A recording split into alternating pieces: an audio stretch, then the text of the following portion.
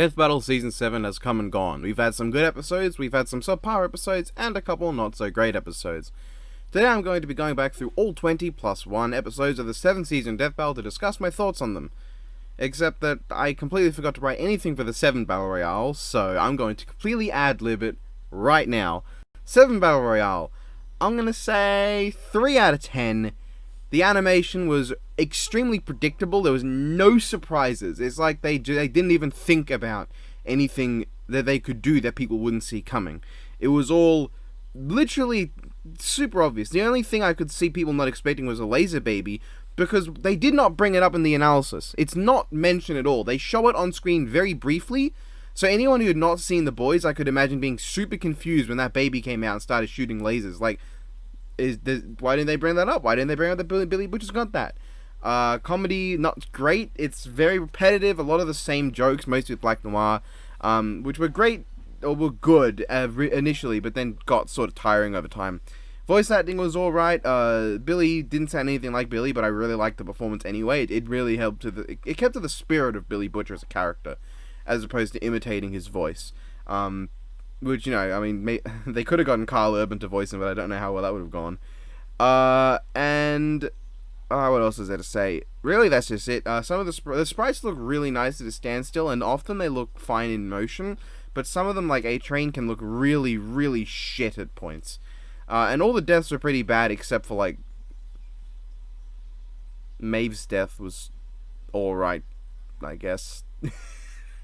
And also Stormfront's cameo was pointless. Anyway, keep in mind, if anything I say contradicts previous opinions I've had on these episodes, opinions change over time. These are my most current, recent ones. My current opinions on these episodes after a whole year of revision for some of them. Almost. Technically not a single one was a whole year, but you know. Looks like we're kicking off this year with a bang! I always kick my semesters off with a yang! Eh? Guys?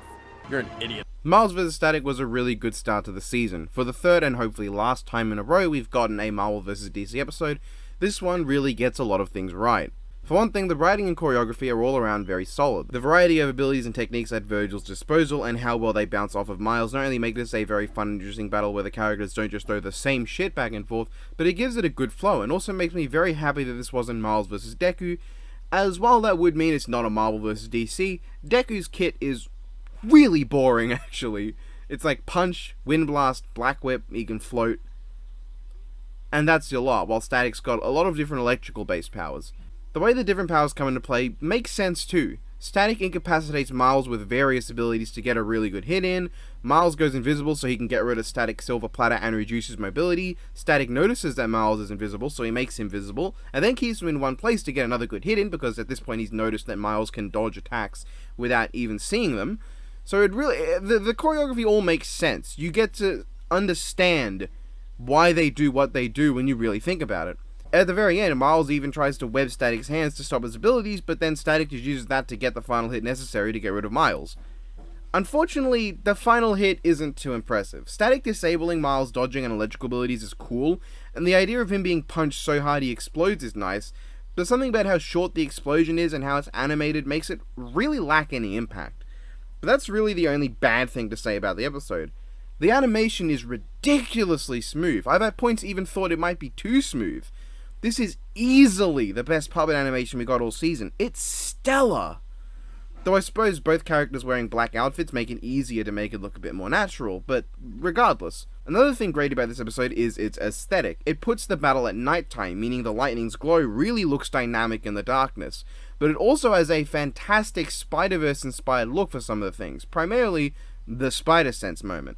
It is the best Spider-Sense effect we've gotten in the entire series history, though we've only gotten 2 others, one of which was just a bunch of lines on top of Spider-Man's head, and the other one was literally just Spider-Gwen looking a bit surprised. Overall, there's very little to complain about with this episode. It's one of the best sprite animated premieres we've ever gotten, and was way too good an animation to be our intro into puppetry. It makes everything look worse in comparison, because it's just that good. But it did introduce the cursed Season 7 Wiz and Boomstick models, which... okay, 0 out of 10 episode. Not gonna lie, Wiz, that's, epic. Black Canary vs. Sindel did not follow on from that at all. And the issues start right from the match itself. The connections listed on Death Battle Wiki are as such: Warner Bros. Black-clad femme fatales who use sound attacks and were in Netherrealm fighting games, which is stupid. First off, femme fatale or femme fatale doesn't really describe either of them in my eyes. A femme fatale is supposed to be a mysterious seductress who charms men and then does something really bad to them afterwards. It's essentially like a modern-day succubus, I suppose. These two just being hot doesn't equate to that. Sindel doesn't really use her charm on others to do bad shit to them. She's a good person at heart in one continuity, or a mind-controlled queen who doesn't fuck around, or an evil slag in another continuity who is not a femme fatale but just an ass-kissing slut who'll jump to whoever happens to be strongest at the time. Black Canary, meanwhile, is a superhero. So the matchup begins and ends with, they scream, are women, wear black, and are in Netherrealm fighting games, which fucking simply stellar. I mean, why don't we just do Sub-Zero versus Captain Cold? Because they both have ice-related abilities, are in Netherrealm fighting games, and they both have codes of honor. That's actually probably more thematic than Canary versus Sindel, my god. Could there be a more thematic matchup for Sindel? Because, let's be honest, Black Canary, Banshee, Silver Banshee, Songbird, all the Marvel DC screaming characters rank miles below Black Bolt when it comes to the ones who deserve to be in Death Battle. Black Bolt is awesome. I wouldn't have wanted Black Bolt versus Sindel, don't get me wrong, but Black Bolt deserves an episode before either of them. As for Sindel, I mean, I haven't spent much time thinking about it. My mind, for some reason, jumped to Golbez from Final Fantasy IV. Because, you know, Golbez and Sindel are both really good people who were mind-controlled by the main antagonists, who eventually broke free from that control and then fought back against the antagonist, revealing themselves as the good people they are, and helping out one of their relatives in dire moments. So, like, it's not great, but it's better than just Scream Girl, and there's probably better out there for Sindel. Just Golbez is the first one that came to mind.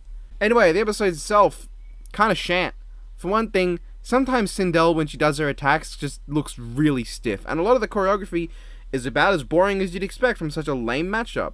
We had the Scream battle, which was necessary, and alright, that was fine, but then it's just regular punches with some sleep-inducing action, and Black Canary reacting more to her leg being slightly crapped than her ribcage being shattered. Then there's the ending, where Sindel's very strangely not hand-drawn hair goes to wrap around Black Canary. Oh yes, the brief shot where Sindel catches Black Canary's punch, that deserved to be hand-drawn. But this dynamic shot? No. Canary drops an explosive, then launches back at Sindel, and Sindel dies. This death is fucking weak. The idea of a character going for a mouth-based attack and then getting punched through the mouth and out the back of their head? That's a cool idea, but Sindel barely gets to scream before she gets shut up.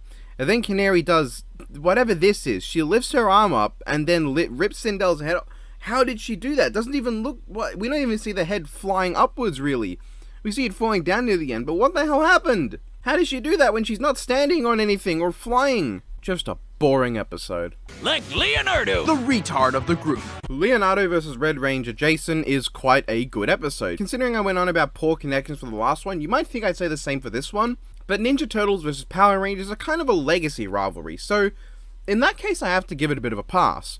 Without that legacy, it's just leaders of a group that also have a sword, and like, Guts has a sword, and Cloud has a sword, and Optimus Prime has a sword, and Godzilla has a sword, and Jobby the Hung has a sword, and I have a sword. Just some minor issues that bother me about the episode though. For one thing, the idea that Leonardo just walks into a pizza store without a disguise and buys a single slice of pizza is kind of weird.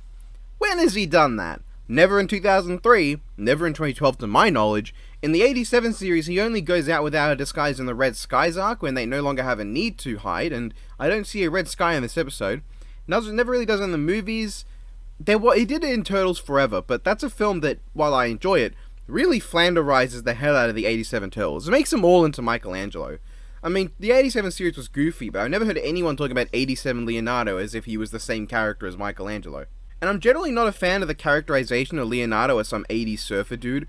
I've seen several episodes from the 87 and 2012 shows, all of the movies, and the entire 2003 series. I don't recall Leonardo being like that in anything except the second two of the original trilogy. Maybe the first one a little bit as well, but he has lots of serious moments in the first one. Leonardo here doesn't feel like Leonardo to me. Hell, he even says cowabunga, which I think Leonardo has done that 5 times in the franchise at most. In spite of that, the action in this episode is really good, and the character interactions as well. I like Leonardo just denying Jason's dumb pun, and the way they trade their attacks. Jason starts with just his fist, but that doesn't work, so he pulls out his sword and breaks both of Leo's. Then he goes for the kill, but Leo survives, heals himself, and uses his Odachi from Rise. Then because Leo is too high up for his sword, Jason pulls out his gun. Leo teleports around, making himself a difficult target, then uses his shell to stop the laser, which is a very Ninja Turtle scene. And then he goes for the kill, which Jason counters by killing him. Though I don't like that the Odachi looks exactly the same as his regular katana, but I do find the death solid enough. It's a classic Power Rangers explosion. Though I don't know how there's any blood to pool into the sewers given, you know. But overall, this episode is fairly solid. Pretty good. Remember the giant rug that was the size of Manhattan? Oh dear. Oh no. I hope I don't get too much flack for this, but honestly, Genos vs. War Machine is a really dumb episode. Before talking about the animation, there are two little details about Genos' stats that bother me a little bit.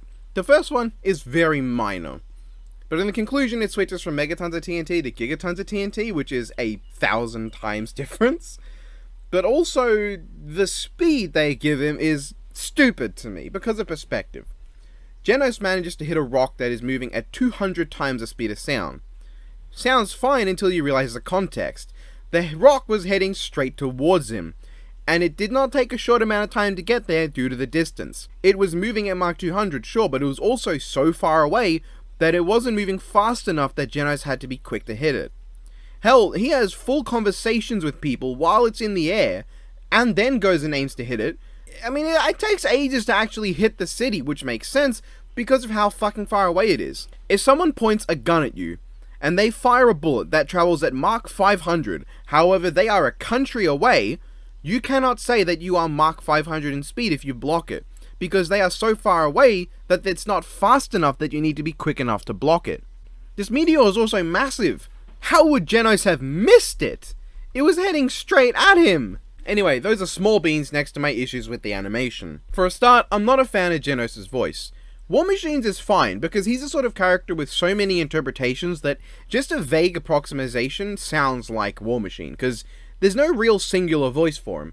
But Genos has only two, and his voice in the episode is very far removed from the English or Japanese.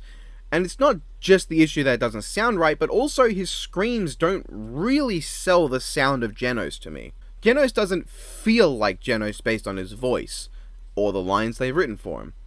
Genos never once says incinerate, which is his catchphrase and the line that he repeats the most in the series. But the animation itself just feels and looks very cheap.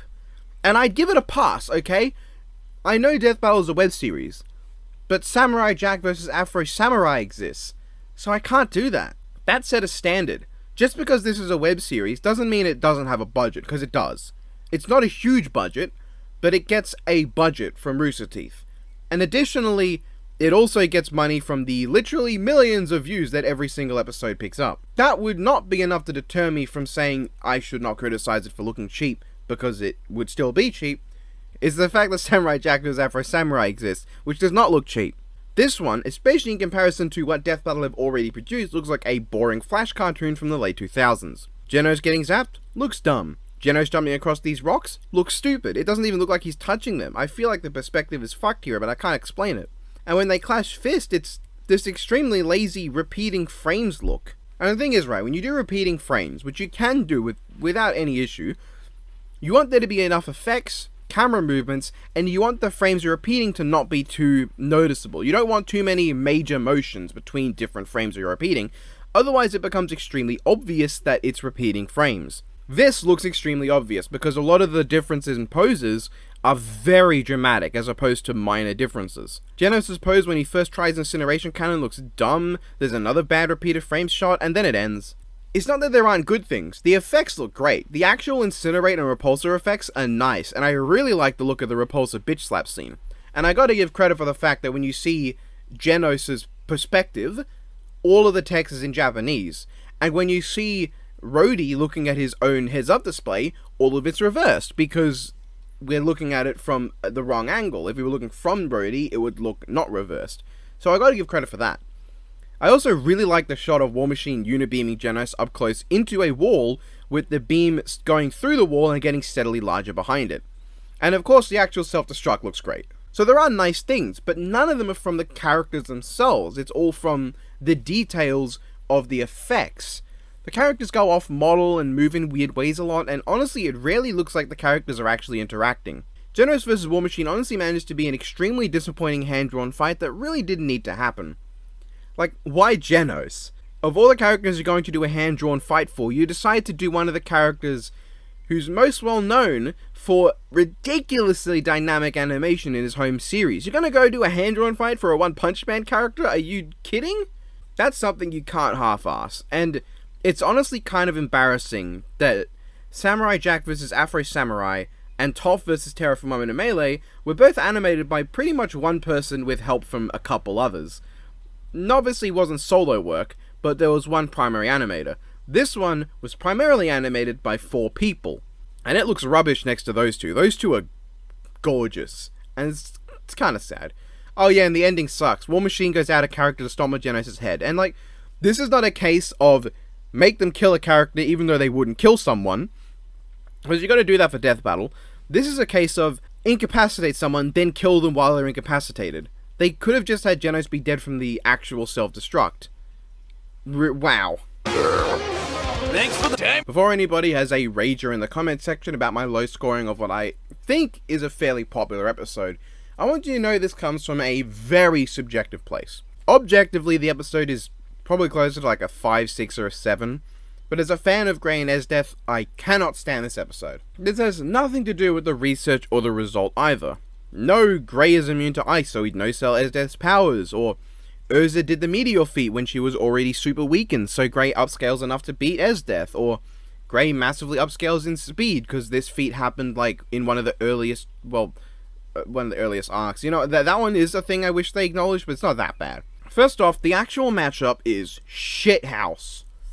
If we look back at Death Battle Wiki for the connections, it's just ice users with tattoos who lost family members and are part of a team in a larger group.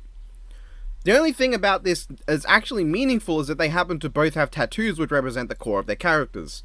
Grey is all about his guild, so he has the guild emblem, while Esdeath is all about her powers, so she has a tattoo from Demon's Extract. But beyond that, no! They are parts of teams in a larger group, but Esdeath is the leader of an extremely major faction within an evil organization, while Grey is just a member of a group that doesn't have a particularly high standing in the guild. Like, obviously, Team Natsu are very important, but they're not treated as if they're any more important to like, Team Shadowgear, or Luxus's team. At least by the characters. By the story, they treat them more important, but by the characters, they're all seen as, like, equally important. However, the thing is, you can use these connections to justify fucking Wave versus Happy. They're both anime character boys with blue color palettes who are capable of flight. They are known for being very cheerful members of their teams, which are within larger organizations, and they're also often associated with fish. And any of the other connections listed here are really stupid. They are known for wearing little clothes. No? Grey definitely. But if you look at Esdeath's design, you'll find that she's actually not showing off that much comparatively. She's actually showing off less skin than Sindel. She's got a tiny bit of thigh and her cleavage and nothing else. She's wearing a full set of clothes. She's just showing off a big portion of her chest and her thighs a little bit, while Grey completely strips half the time. Are you kidding me? That's not a connection. Both of them have demon-based cryokinetic abilities. Kind of for Grey. He only gains Demon Slayer magic halfway through the series, I want to say. I don't recall exactly when the Tartarus arc is, but because of a 100-year quest, it's no longer near the end, or like near the 3/4 way portion. It's now probably more so around the middle. However, Demon's Extract is not demonic at all beyond the name. It's made from danger beasts, which are, for all intents and purposes, giant fucking animals. They are not demonic. They have no connection to demons. Just because it's named Demon's Extract doesn't mean it's demonic. It's no more demonic than fucking Anguirus from Godzilla. It's just because it's a giant animal doesn't mean it's a demon. Electric eels aren't eels, they're knife fish. Killer whales aren't whales, they're dolphins. Red pandas aren't pandas, they're Aileras. Demon's Extract is not demonic, it's an animal. The later bit also compares Esdeath and Juvia, which makes me wonder why it wasn't just Esdeath versus Juvia, which unironically is more thematic. They're both hopelessly in love with their main character due to solely physical attributes, and then later gained a love for their character and personality over time. They both fell in love with him while they were enemies in conflict, and are also constantly spurned despite being the most overtly careful and loving of any character in their franchise. They will often throw aside everything solely for the sake of that one guy, to the point where their entire characters eventually just devolve into how much they want to fuck him. The only reason, thematically, to do Grey over Juvia is because Grey has ice and Esdeath have ice. But it's a shithouse reason, because every other connection is far more solid for Juvia. The only thing that's different about Juvia and Esdeath is that one's evil, one's good, and one uses water and one uses ice. Even though ice is just cold water anyway. So the matchup is shithouse. But they also completely fucked up the actual animation itself. The animation is extremely stiff, characters barely have any key poses, and there's a lot of that spinny shit that I don't like. I'm not sure how they managed to get this sword fight to look so stiff and bad. Why does Esdeath only have one sprite for being physically hit?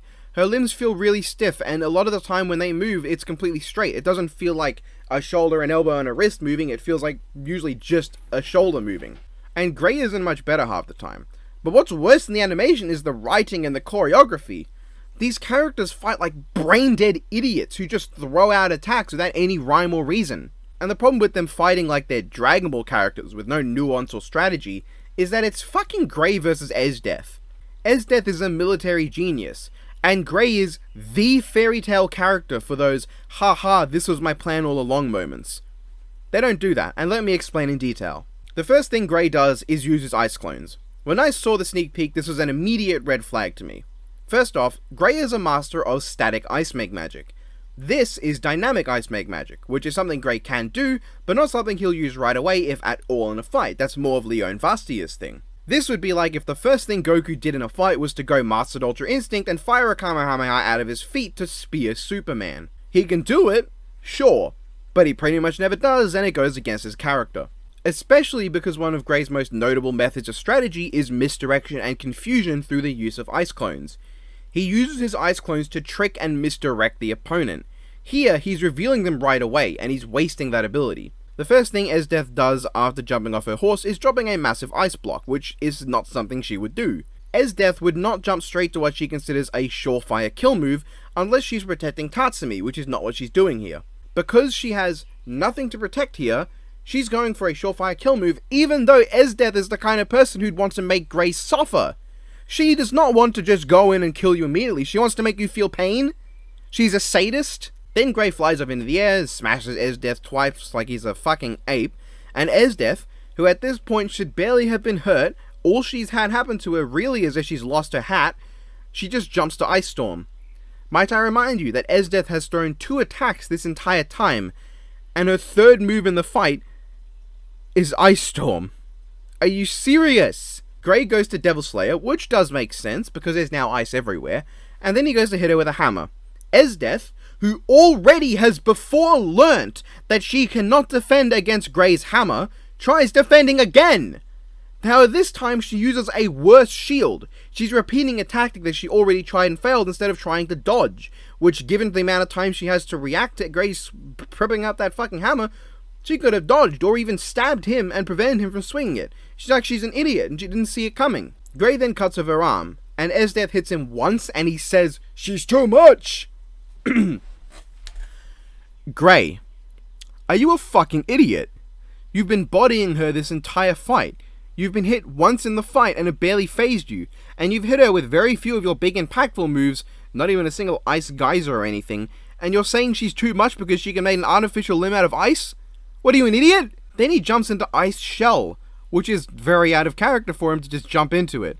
Here are the times he's attempted Ice Shell. Now, it is a bit of a meme that he uses it more than he should, and he really does try it more than he should, but that's really not an accurate depiction of his character.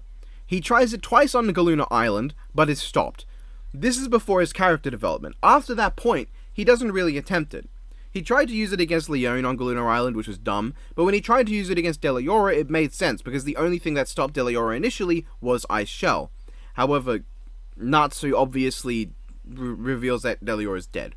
He threatens to use it on Tenru Island against Hades, but he doesn't actually do that, and also he was bluffing because he knew Ultia was lying about shit. He tried it against Silver, but that was also a bluff and it was a decoy because he wanted to suss out if Silver was really his father, and also he simply pretended so that he could get into a better place to get a good hit on Silver. The only time after his character development that he has legitimately attempted Ice Shell was against Zeref, an immortal who it makes sense to try Ice Shell against. The only way for Grey to stop him that he knows of is to try Ice Shell, so it makes sense.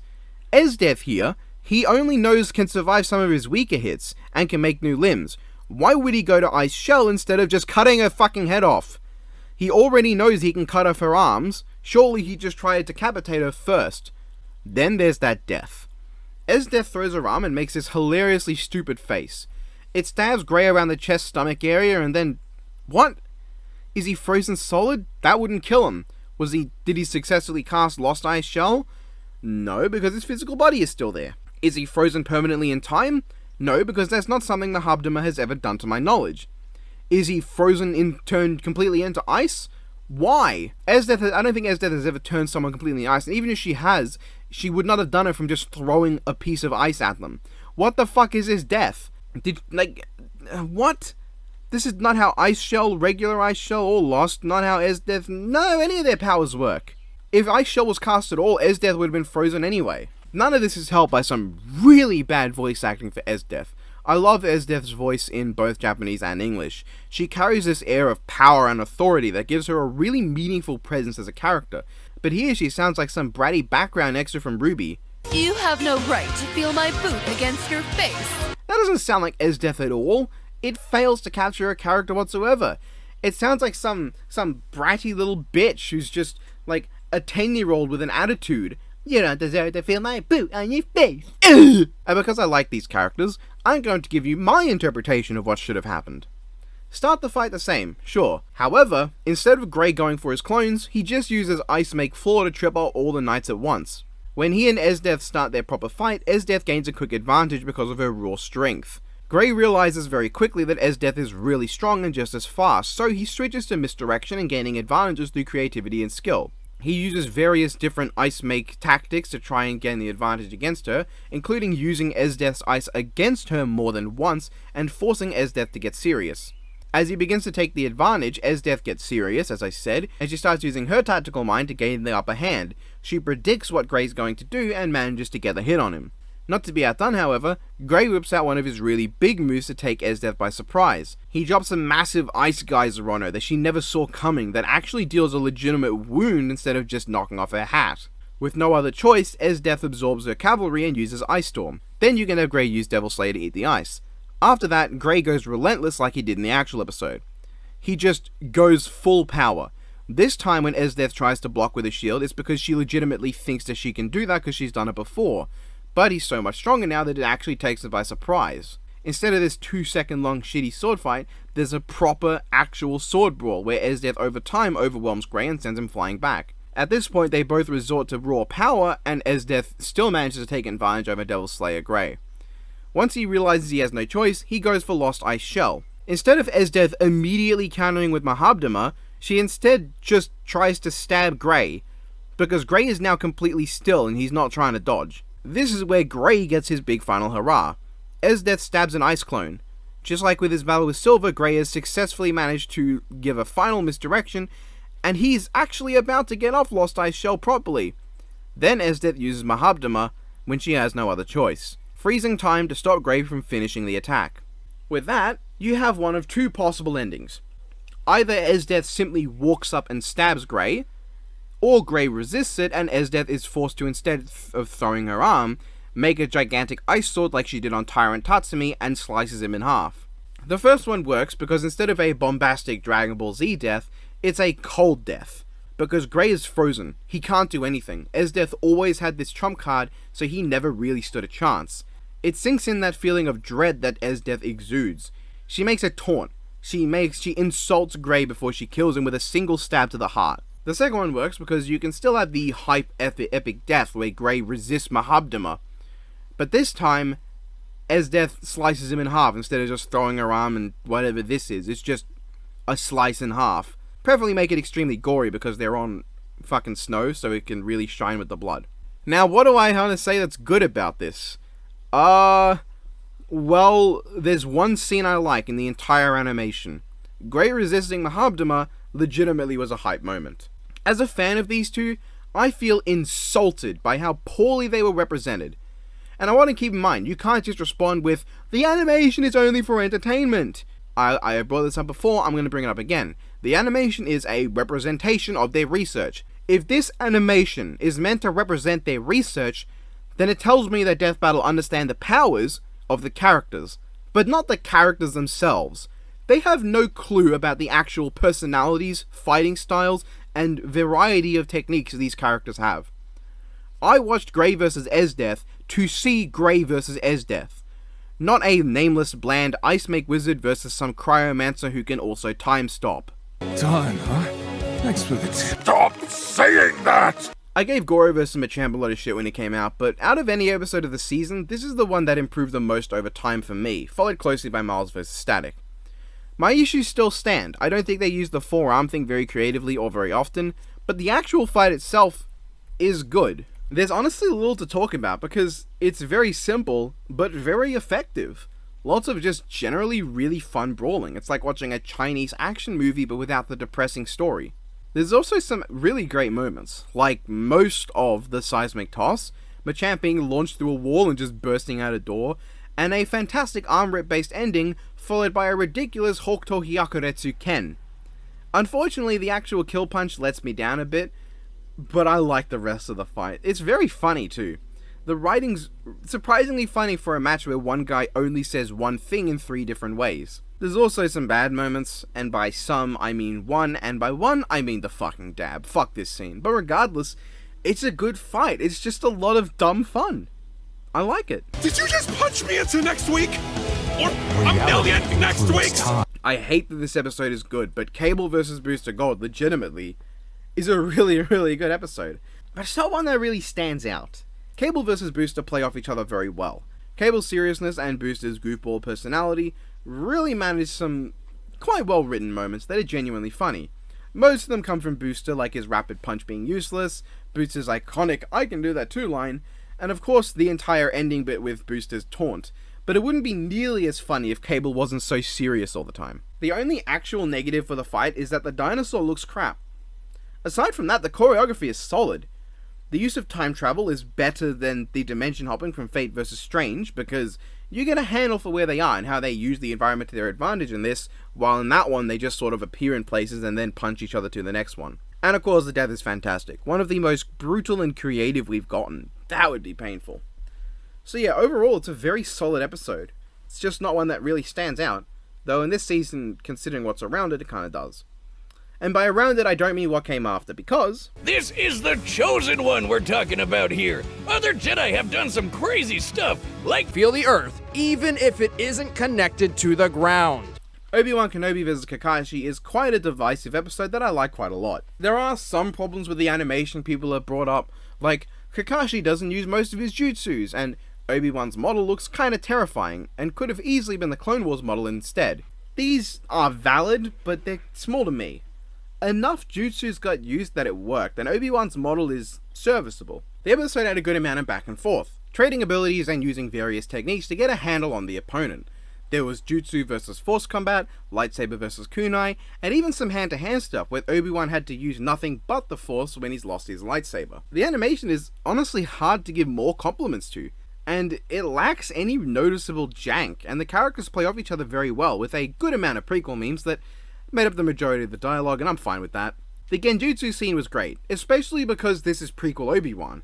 So this is a future vision, which is consistent with how the Force can give precognition to Jedi. Obviously, that's not the intention, but it works well. But this episode isn't clear of flaws, and those flaws do stop it from getting that coveted 9 out of 10 for me. The ending is kind of disappointing. The build-up is great. Obi-Wan closes his eyes and trusts fully in the Force, while Kakaishi goes straight in for his not Chidori, and when Obi-Wan destroys his Sharingan, the Chidori even goes purple, to reference Boruto or something like that. But after the slash, there's no real time to let it sink in. You'll notice with Urza vs Zoro and Ryu vs Strider that there's a pause before the really dramatic reveal of who won the one-stroke battle. Here it just, nah. They have it, and then immediately Kakashi just falls in half. Kakashi doesn't even look like he was cut with a lightsaber. He looks like he's a tree that was lumberjacked with a flaming axe. But then, I have some issues with the research. And it's not that ObiWan won, I don't care about that, and it's not the actual research itself, because, you know, research depends on how you interpret things, but it's the evidence they show that I have a bit of an issue with. Scaling ObiWan to Kip Doran based on this statement is absurd. This statement could also be used to imply that Kip Doran is comparable to Yoda, if you're going to say this means ObiWan is comparable. This statement is just that ever since Obi-Wan and Yoda died, Kip was the strongest Force user that Luke felt. That's it. Apparently Kip in his prime is way above Obi-Wan, but regardless, this statement should not be used as evidence. If evidence exists, even if it's contradicted with further research, Death Battle should show the part of their research that proves that they are comparable. Because this statement doesn't work to me. This is like saying, ever since the Justice League died, Batgirl is the strongest person we've come across. That doesn't mean Batgirl is comparable to Superman just because you say ever since Superman and Wonder Woman died, this is the strongest presence we've felt on the planet. Because that's an equally valid statement if she is the new strongest person. That does not mean that she's comparable to Superman though, if there's no one else. Also, this black hole movement is put at multi-continental, less than Esdeath's Ice Storm, while the mountain bust that Kakaishi scaled to was put at city level. I'm going to bring up momentarily that the numbers they give are suspiciously similar to Versus Battle wikis, which is funny to me because those ones make very specific assumptions, especially with a black hole, some very specific assumptions that happen to churn out almost identical results. What are the chances? Not saying they took anything from Versus Battle wiki, but it is a hell of a coincidence. And obviously there's some serious Kakaishi downplay here, you know, you're scaling him to someone he's surpassed immensely and putting his speed very low, but like I said, that's going into research beyond what the episode has shown. The episode's research itself, presented, is weird. Aside from that, I like the episode, it's good. Not a bad trick, G. So, here's an army of me's. Danny vs. Jake is a good episode, but I have almost nothing to say about it. The first part's awful, the rest of it is good, and creative, had a good mixture of them trading regular blows and each other's powers with their own. The episode's fine, it's good. That's all I got. It's bad. It's bad, it's all I got. Shira vs. Wonder Woman is a bad episode with 14 really nice seconds and several minutes of completely boring, uninteresting combat. If you don't want to hear me complain, then too bad. Problem 1, She-Ra's model looks really bad. It's extremely polygonal, it looks straight out of a Nintendo 64 game. And I also don't like how I can count the individual straight lines on her body. The colours are fine, and I like that she's bigger than Diana, but it looks bad. It was my least favourite model for a few days, and then Thor vs. Vegeta showed off their Thor model, and everything changed. And then there's the Batgirl one, oh god. Problem 2, I don't like how She-Ra starts in her She-Ra state and then says her catchphrase. I know why it was done, because making an Allura model would cost more money for a very short bit. Though if they did, they could then have She-Ra return to being Allura when her sword's broken. So they could use it twice to increase the fidelity of the video, but I do understand why they didn't, I just don't like it. Problem 3, the dialogue sucks. Wonder Woman taunts She-Ra, She-Ra taunts Wendy. Wonder Woman hypocritically tells her to get over itself, and that's it. Coming off the entertaining interactions of Danny vs. Jake and Booster vs. Cable made this especially jarring. The back and forth in this episode is boring as shit. What is it, red vs. blue? Problem 4, the fight really fails to sell me on these characters being powerful. With what they accomplished, you could literally just have Jake and Danny come back. You could have the same choreography with what they do as Jake vs. Danny, even though they're way weaker. Like, Jake could knock a pillar onto Danny, and then Danny could throw the pillar, and then Jake could throw a plane. The only thing that would change is the very ending of the fight. Even then, there's just a bunch of trees that get destroyed. You could easily have Danny's whale do that. Wonder Woman in the last episode blocked an explosion that destroyed the moon itself, and He-Man previously yonked an entire mountain at Lion-O. Here, Wonder Woman's best feat is cutting a plane in half, and She-Ra's is throwing the plane that gets cut in half. I don't find it that exciting, and it left me quite underwhelmed. Especially because the preview ended right at the pillar, and soon after She-Ra had the big Fusro Da to send Wendy flying, and I thought that would escalate over time, but no, it didn't. Problem 5, the death sucks. Precursor's fine enough. The way Wendy activates her god powers looks really dumb. It's like she realizes they're broken and then activates it like it's a Super Saiyan form and then turns it off. It makes the bracelet seem pointless. It's not like takes them off and then she goes powerful. It's more like a switch to turn it on, the way it's portrayed. Maybe it's the fault of the animation or a fault of DC having its head up its own ass. Who knows? We get a decently cool way of showing the atom cutting sword splitting She-Ra's weapon, and then Wonder Woman flies straight up without touching She-Ra, but somehow flying straight up knocks She-Ra back, And then she swings and, oh god. There's this hilarious and impossible to take serious shot of Shira's head popping straight up like a rock'em sock'em robot. Wouldn't even look as bad if her hair didn't remain in one piece too. It's just an objectively inferior version to the stupendously badass Urza vs. Zoro ending. You know what would have worked? You have this shot, but instead of the pop, you cut back to Shira, and you see blood starts to pool out from Shira's neck, her hair falls off the back, and trees in the background start falling over everywhere. Then, her head slides off, and that's the oh shit moment, instead of a goofy pop. You want to make it actually have impact. Number 6, Shira is stronger than Thor confirmed. She broke those bracelets with, no difficulty, and Thor couldn't do that in Warrior's Madness. Wow. And that's it. I'm fucking done. You have no right to feel my boot against your face. Beerus vs. Galaxia is incredible. To get the bat out of the way real quick, Galaxia's voice acting sometimes really fails to sell her lines, especially her first one that really doesn't play off Beerus at all. It also sounds really cringe, and all the hand-drawn stuff looks like complete crap, and I even hear that last shot is a traced image. The destruction is fine, but really lacking for this fight. I was expecting at least a fist clash that causes a massive shockwave across the galaxy. You know, given galaxy shockwaves are how they got speed for them, and they directly compare those and bring them up several times in the analysis. My biggest issue is Galaxia's sprites. She's kind of really stiff at points, not to mention they don't mesh super well with Beerus's. One is 3DS quality and the other looks like a Sega Genesis game. And sometimes she just looks stupid. Look at how different the dynamics of their poses are, it's quite shocking. Beerus has this dynamic line of action and Galaxia just sort of looks like she's flying to make her daily commute. But the rest is really good. Seeing the two bounce off each other's varied abilities and techniques is great. It's a lot of fun how they clash with different powers and to see their different personalities shine through at points to show how they contrast. Ultra Instinct Beerus was a treat to get, and the death has a legitimately fantastic line from Beerus, whose voice actor is fucking stellar and pulls off the character so fucking well. The energy is high octane as hell, and while it makes little sense, I like the idea of Beerus just pulling in his own soul when Galaxia tries to take it. There's just so much good about this episode. It's great, and I'm glad my boy Beerus got the rep he deserved. Oh, and Galaxia seems cool too, I don't know. Talk about cool as hell. That was kinda hot, though. Zuko vs. Todoroki is disappointment incarnate. A boring, bland episode with some truly absurdly bad animation. First off, I don't know why they didn't use the JOS sprites. Legitimately, I prefer how they look than what we got. With the weird, chibi, giant heads, the strange, cheap, mobile game aesthetic, and Todoroki's lack of a nose make him look like he has a mile-long face.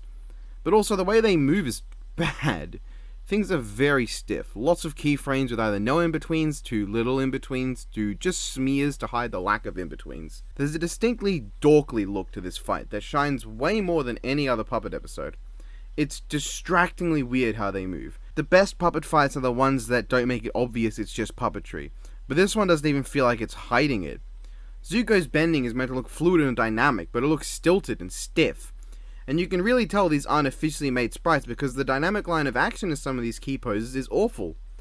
Like Todoroki's lean in when he swings his arm up doesn't look right, partially because he doesn't move his fucking feet. It's like a NetherRealm Studios animation in Mortal Kombat.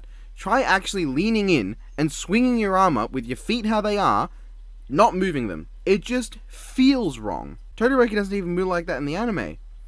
Then there's some little bits of missing potential. The idea of Todoroki and Zuko sliding around at full pace, firing back and forth is cool, but we only get it for a few seconds. And it all comes ahead with the death that, while good, is also kind of disappointing. Todoroki does a version of the iconic Todoroki uses his fire against Deku for the first time shot, and while I appreciate the reference, it just doesn't look right, partially due to the pose Todoroki's. And it also changes between shots. He's got two different poses between shots. Then he just throws a big ice attack that stabs Zuko, and that's it. He just stabs him and there's 2 seconds of Zuko being shattered and then whoosh.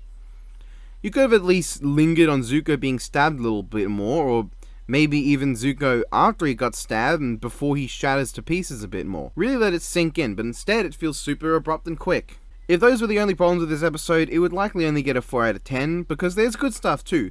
All the fire and ice effects look really nice, and save for whatever this abomination is, the hand-drawn stuff at times is legitimately stunning. This episode arguably has some of the best hand-drawn stuff in the whole series. While the writing is pretty bad at points with the reason to fight being super lame and the "he's just like me" line literally coming out of nowhere, and also Todoroki's being angry of being reminded of his father kind of being out of line with his current character after his development, the voice acting is solid. Obviously, Dante Bosco does a spectacular job, he's voicing the character he's most well known for, but Todoroki is also voiced quite well. Though real talk, why wasn't the start of this fight Todoroki hunting down the Blue Spirit at night, believing the Blue Spirit to be a criminal? And due to the stories of what the Blue Spirit has done, he legitimately believes he's a villain regardless of what he said, regardless of what Zuko says.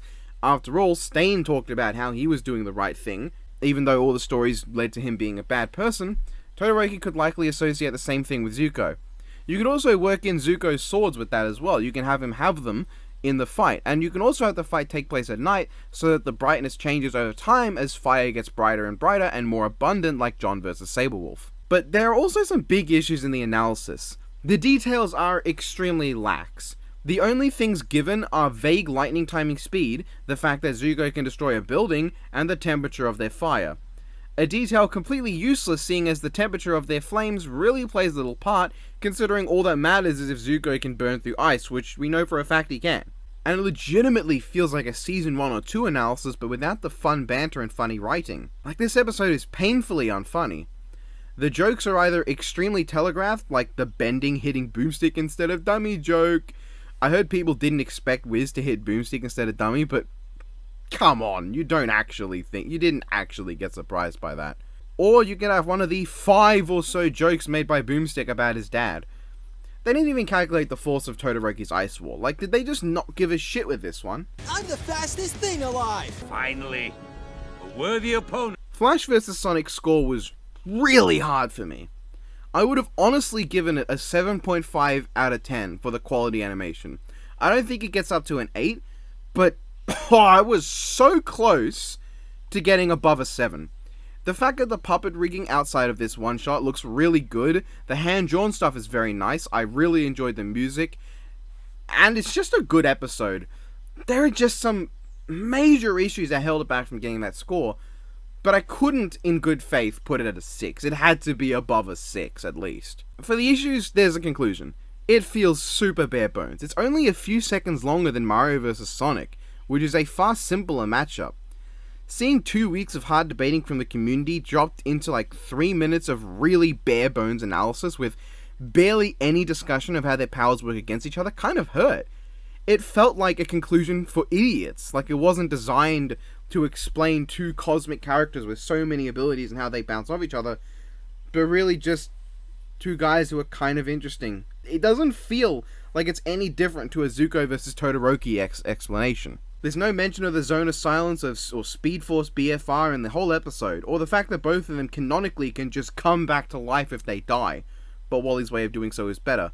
It feels weird not to bring that up. But the name of the game here is the lost potential. By making the fight only around 3-4 minutes long, it barely touches on their powers. Wally steals speed, throws lightning, phases, and travels dimensions and time. Sonic spin dashes, goes super and ultra, creates ice and fire, and dies shooting a laser. And that's so little given who we're talking about. No grand reality warping, no ultrasonic adapting to the environment, no matter manipulation, no Speed Force BFR, no cyclone creation, no becoming an energy prison through vibration, no invisibility, no tornadoes, no Sonic coming back to life with the billionth ring, no time rewind or teleportation with chaos control, no creating shields. Even powers they did use weren't used to their fullest potential.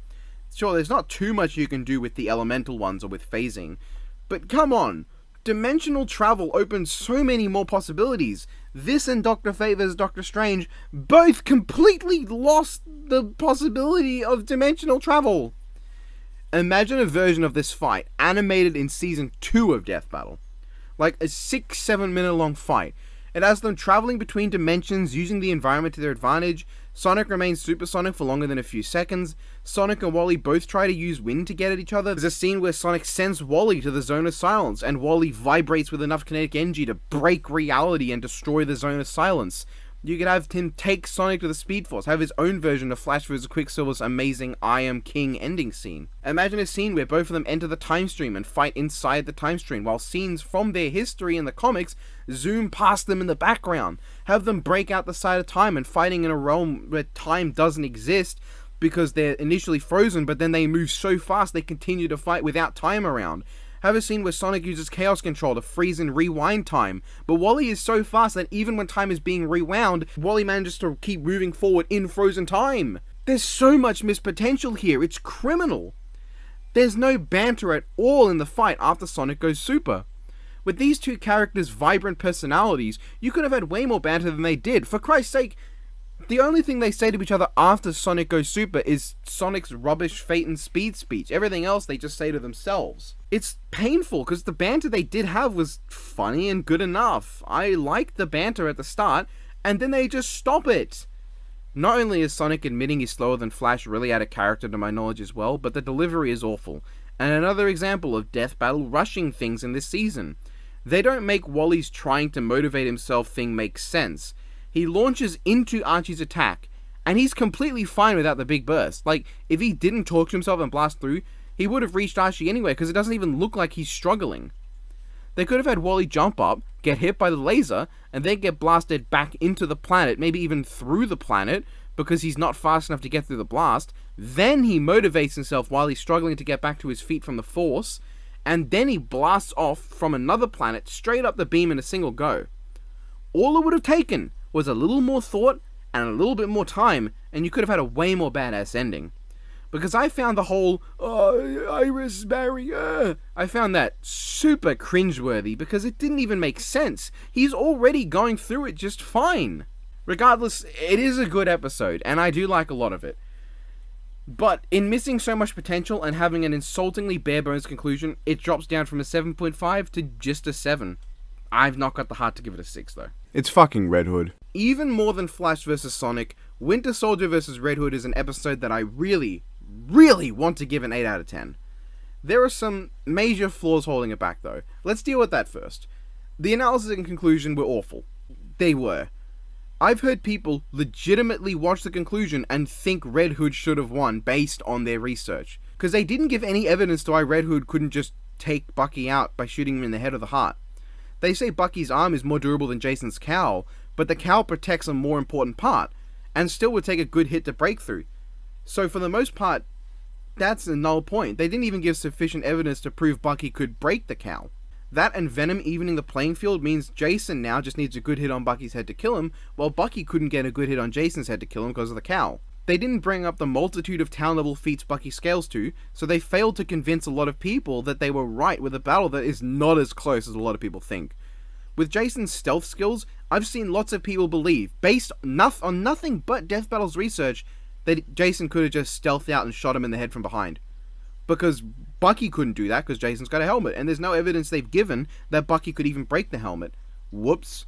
Especially because the scan of his helmet cracking from the knife is literally accompanied by him saying that no knife should be able to do that, which would imply that this knife and this guy are way stronger than any normal bloke with a knife. While Bucky could easily break that cowl, to someone with no knowledge of how strong Bucky is, this is not going to convince him. And then there's a kill. A stupidly bland kill. Now look, the fact that it's sudden is not the problem. That kind of makes sense for them. But it's super weak. Bucky gives Jason a very light head pat, and about the only good thing is the sound design. The sound design's nice. It's a satisfying crunch. But the problem is what we see is lacking. If you actually pay attention, you'll see that Bucky hasn't even done anything. His fingers aren't into the helmet. He's not really dug his fingers into Jason's skull. It looks like at most he minorly indented the helmet, and the next shot is fucking obvious that he's just lightly resting his palm on the helmet.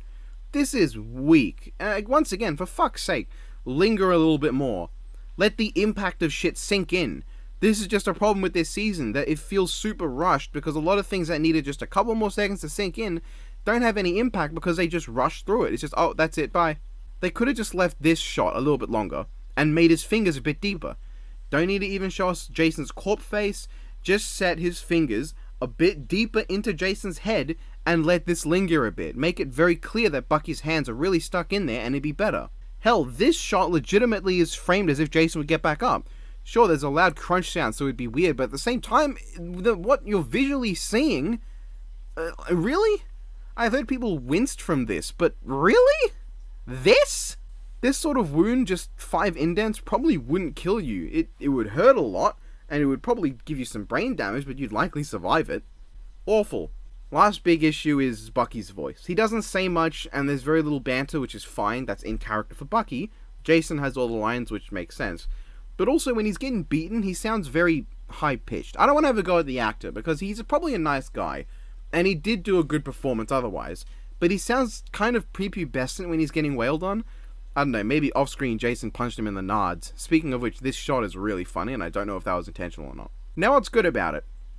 Everything else. The atmosphere, lighting, choreography, acting, cinematography, special effects, everything is great. Even if Jason was eating a burger with gloves on, which you fucking awful human being. But I like the setup for how simple and effective it is. The gunplay near the start is nice, the use of guns in the melee fight is good. There are some very memorable moments in the fight. Jason randomly appearing behind Bucky catching and pushing Jason's gun back to shoot him in the face with his own gun, the shot of Bucky revealing his arm and Jason disappearing as the doors swing, which was excellent. Jason injecting the Venom and Bucky's self-destruct gun even coming into play. Some of you probably wanted me to bring up Jason's PTSD moment, which, while I like the concept, it doesn't do this for me.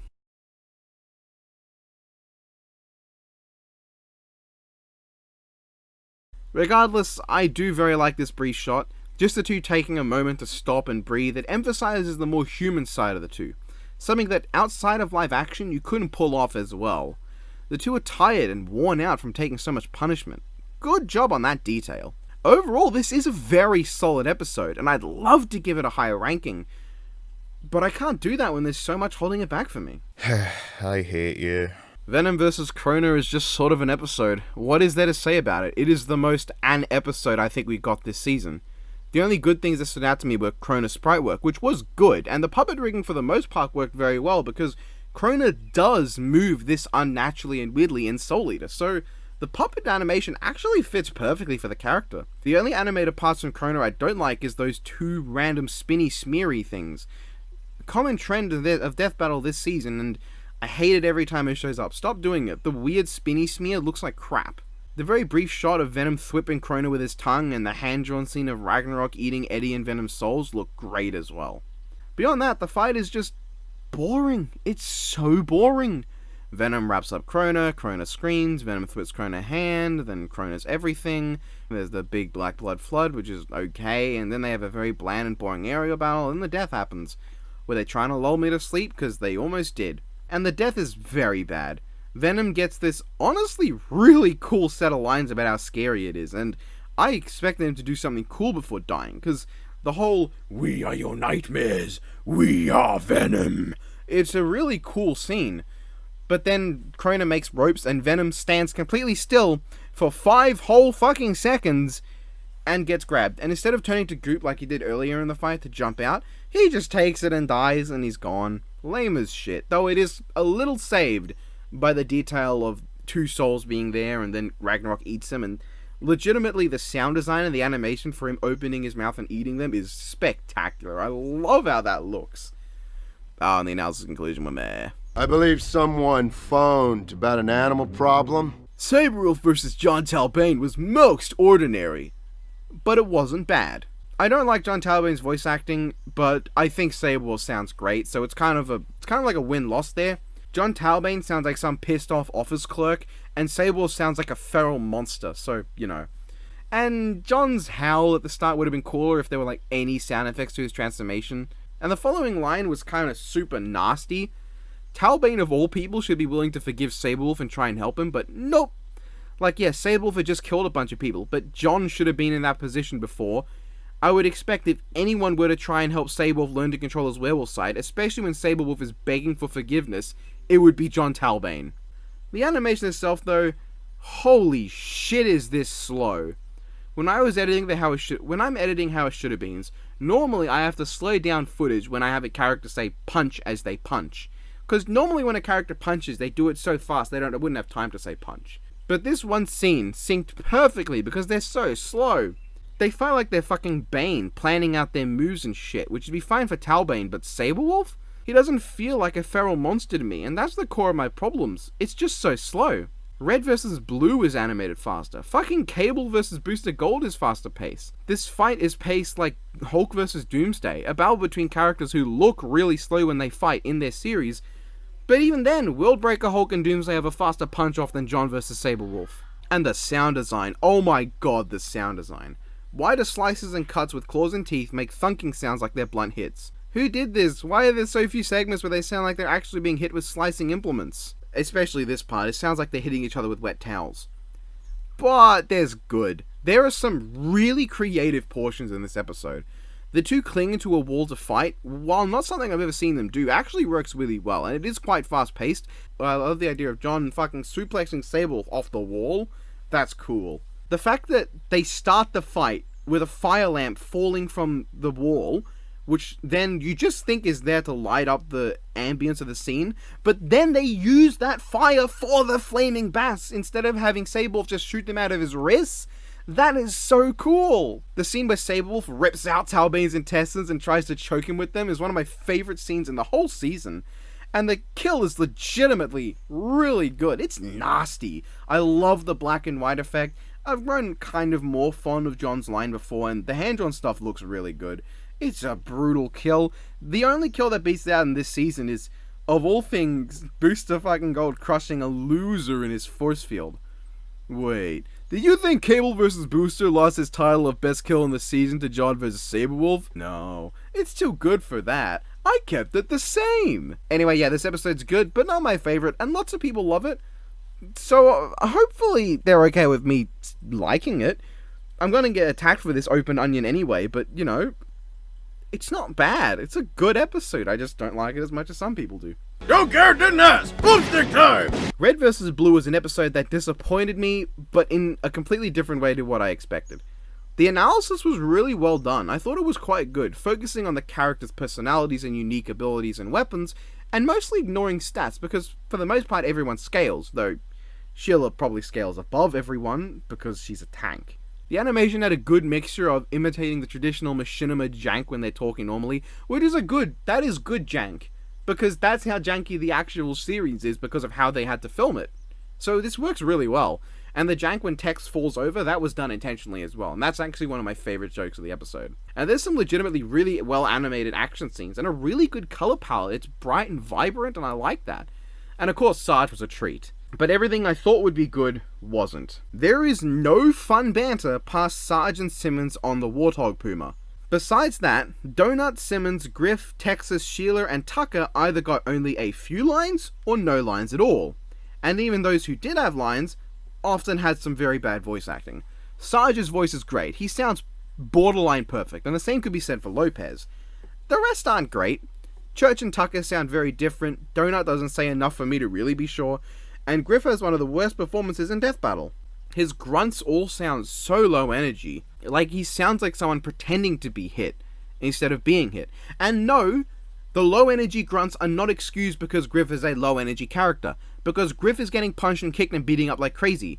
He is low energy when he's casual, but when he's serious, he has energy. Fuck, have you seen scenes of him screaming at people? He has energy. Why does he not have energy in this? Tex is not having any lines also kind of bothers me. She has a very entertaining personality. The only bad performance I can excuse is Caboose, because he's not being voiced by his original voice actor, and this guy is just trying for the first time. It's an iconic voice, and when you're trying to imitate that, it can be difficult, and I assume there was, it's fine, right? Because, you know, the fact that he's not even got the worst performance of this episode is quite shocking, given everyone else was voiced by their official voice actor, for people who were voiced at least. I think my biggest issue comes from how this feels nothing like Red vs. Blue. I have no idea why people say this feels exactly like Red vs. Blue, when Red vs. Blue is a show that focuses on the interactions between characters and the fun banter between all the assholes, and everyone just generally being unpleasant to each other. The Death Battle doesn't have any banter, and is focused solely on action, which is something that was only really a thing for the freelancers, not a thing the actual Reds and Blues partaked in nearly as often to be like the core of the series. The core of the series is the characters interacting. To me, this is like saying Mario vs. Sonic feels exactly like someone playing Mario vs. Sonic, because it really doesn't have any of what you'd expect or want. This doesn't have the spirit of Red vs. Blue.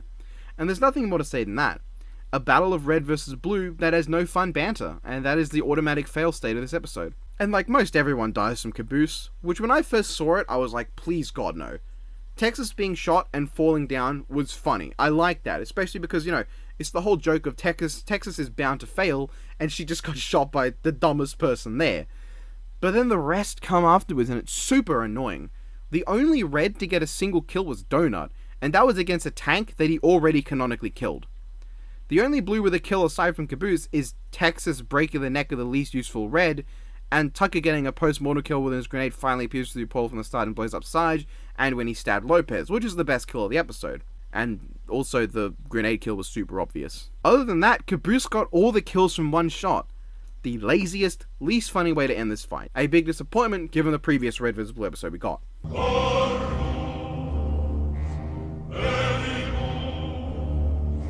Batgirl vs. Spider-Gwen is one of the most agonizing viewing experiences Death Battle has ever produced. Aside from a well-written analysis which was fine if unfunny to me personally, this episode lacks anything of worth. The reason for the fighting is bad. The voice acting is mediocre, but not offensive. The aesthetics of the fight are awful because Batgirl's model clashes hard with Spider-Gwen and looks ugly with a face that looks like leather and a hair that looks ridiculously disheveled. The animation redefines jank. There is not a single scene, in my opinion, that looks good. Once the fight starts, you get this awful looking janky clash. Batgirl throws a Batarang, which next scene completely vanishes before reappearing randomly in the middle of the frame. Spider-Gwen has this awful looking web thwip bit. There's another janky melee clash. Spider-Gwen thwips over the top of the giant penny, which falls on its own. Spider-Gwen doesn't knock this penny over herself. It wobbles when she hits it, but then the next two shots it is completely motionless. Then she flips over and it falls, and it actually begins falling before she would have been able to kick it. There's a really bad looking shot of the penny about to hit Batgirl, who throws a Batarang, beginning the Batarang spam that makes up 90% of what she does in the fight. Spider-Gwen's switch here looks like it became a first person's perspective shot. When I first saw this, I believed that this shot was from Spider-Gwen's perspective, because the shot previously zooms in on her eyes, and then cuts to a perspective that believably could be what Spider-Gwen is seeing, and then is even done in shaky cam, which is very easy to mistake for just how you normally see things, because nobody ever sees things completely motionless. But then no, it reveals actually they just broke the 180 rule, and this is a pointless shot from miles away for some reason. After that, Batgirl runs from the right to grab two electric sticks in what is a super goofy and cartoony looking run that legitimately I think Batgirl should have just said yoink to finish up properly. Then she runs towards the left, only to in the next scene be running towards the right, and then jumping towards the right, and then dropping in, moving towards the left in the next shot, breaking the 180 rule 3 times in a row. There's a boring melee fight culminating in Spider-Gwen shaking her fist in pain as if she's in any pain at all when she punches Batgirl a lot in this fight. There's a really janky looking shot of them jumping around to the top. Spider-Gwen pulls away one of Batgirl's batons, which disappears from the rest of the animation and never shows up again. Then she kicks the other one into the air, which sticks straight into the rock like a comedy skit. It's not even spinning through the air, it's just so stupid and janky looking, and it never gets brought up again, even though this shot to me made me think this would be like a Chekhov's gun scene, if you know that TV trope, you know, setting up something to be used later, like the fire in John Talbot vs. Saberwolf being set up for the bats, which then leads into the big fire dragon, which leads to the second half of the fight, which is a good Chekhov's gun. This is a Chekhov's gun that you never fire. Batgirl places a Batarang on Spider-Gwen's tatas, and Spider-Gwen doesn't fight back, try to remove it, or even try to stop her from doing so. Batgirl throws Batarangs behind Gwen to explode her forward, and then takes several seconds to slide up to deliver a kick that has so little impact due to shitty sound design. Batgirl has this epic End of the road, loser. line, which is cringe as fuck. Then Spider-Gwen goes invisible, which apparently a friend of mine thought was teleportation because of the way Spider-Gwen shows back up later, and we don't actually see Spider-Gwen leaving invisibility mode. Batgirl takes a few seconds to stare blankly and throws her Batarangs, even though she hasn't reacted fast enough. Idiot. I don't know why she takes so long to throw when she should have just immediately gone to try and hit her. Spider-Gwen yoinks Batgirl upwards. Then we go from this shot of Spider-Gwen's web being completely static and her not moving her arm or body up, only to cut to Batgirl zooming up as if Spider-Gwen's yanking super hard and she's flying up, which makes no sense. It's not like the fucking webs are retracting like a grapple hook. All these effects there to make it look fast, and then Batgirl rips the webs open with her bare hands, as if that's something she could do. Spider-Gwen notices the Batarang she catches will explode, but decides not to throw it back and lets it blow her up on her. Batgirl is now standing on a rock, which is a confusing shot because she fell down this hole way before the explosion, and the way Batgirl is animated makes it look like she's just been standing on it for a while. She doesn't zip onto a rock, and she doesn't look like she just landed. She looks like she's been standing on it the whole time, But how did that rock get there when the explosion happened a moment ago and did not happen soon enough for the rocks to fall? It didn't happen long enough ago for the rocks to have fallen fast enough to reach where Batgirl would be. Doesn't make any sense. Spider-Gwen zips in front of the aspect ratio, which looks really weird because her lower half is behind the lower bar and the upper half is in front of the bar. This makes it look like she's supposed to be leaning forward, so her front half is in front of the bar, but then the back half is behind, so she looks like she should be leaning towards the camera. However, the pose she's in failed to convey this. Her back fist looks like it should be behind where her legs would be if she's actually rearing back. Otherwise, this pose makes no sense, because the way she's leaning would imply that it just doesn't make sense. It implies that her legs are completely static, and then she's leaning forward with her upper half of the body and pulling her fist back, but not far back to be where her legs are. It doesn't make sense. Batgirl's one is actually way better. It gives us that dynamic line of action in her pose, but the cape looks kind of weird, and the frame's shot in an odd way in my eyes because of the cape, but this shot's not the worst. The next shot has Batgirl's grapple gun pointing at a different angle to where she is heading, which is confusing. Was she heading towards the bottom right of the screen and then changed her position and thus would have lost her momentum? Or is she somehow magically going in that direction? Did she actually completely miss the direction Spider-Gwen's going in? Because the implication would be that she shot the grapple hook past Spider-Gwen so that she'd be going in the same direction, or she'd be going down the same basic line of diagonal direction as Spider-Gwen, just in the opposite direction. But no, she's not. Batgirl stabs Spider-Gwen's hand, but then gets decked in a super janky punch. The shot of the Batarang floating around vaguely near where Spider-Gwen's wrist is awful. There are times where you can tell it's not even inside of her body. At best, it's inside her wrist, despite the fact that Batgirl stabbed her palm. Seriously, this, how did they allow this to happen? Batgirl gets back up with the implication that her legs aren't working right, but then she has no issue in a moment and throws 3 Batarangs. Spider-Gwen dodges, which is the best shot of this episode because it's a reference to the Raimi Spider-Man films, and also she's got that ass. Spider-Gwen shoots Batgirl's side, sticking her hand to her hip, and then that vanishes in the next scene, where Spider-Gwen fires another web and Batgirl falls over in pain. The issue here is that if you think she fell over from her implant failing, in the last few shots she was fine, and this happens directly as a result of her being shot. Like, she's standing completely fine and then it falls, as if she just got hit. However, Spider-Gwen shoots the inside of Batgirl's left calf, and Batgirl falls over reacting in pain, holding onto her right arm. How? How?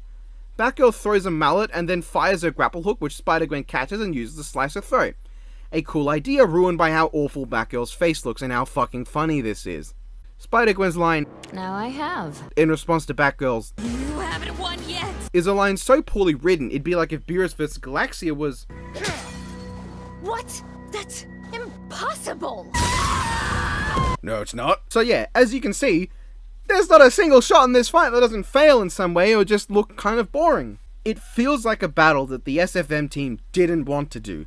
There's a passion you can feel in Ganondorf vs. Dracula and ObiWan vs. Kakaishi, and they're really good. I've come to like Ganondorf vs. Dracula more and more as I watch it. There's a passion in there, but here, there's nothing. I feel no passion. The only time I saw something where I legitimately thought there was some passion made was when they jump in front of the aspect ratios. I did criticize Spider-Gwen's pose, and I think it looks really bad.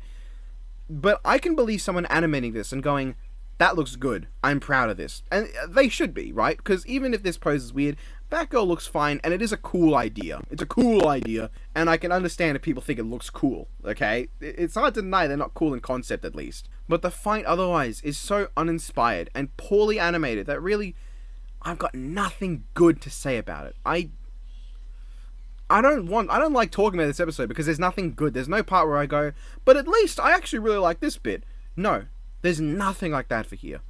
The only reason this avoids a 1 out of 10 is because the analysis was well written, even if I didn't find it terribly entertaining or funny. The editing's good. I hope they keep up this kind of editing for most things.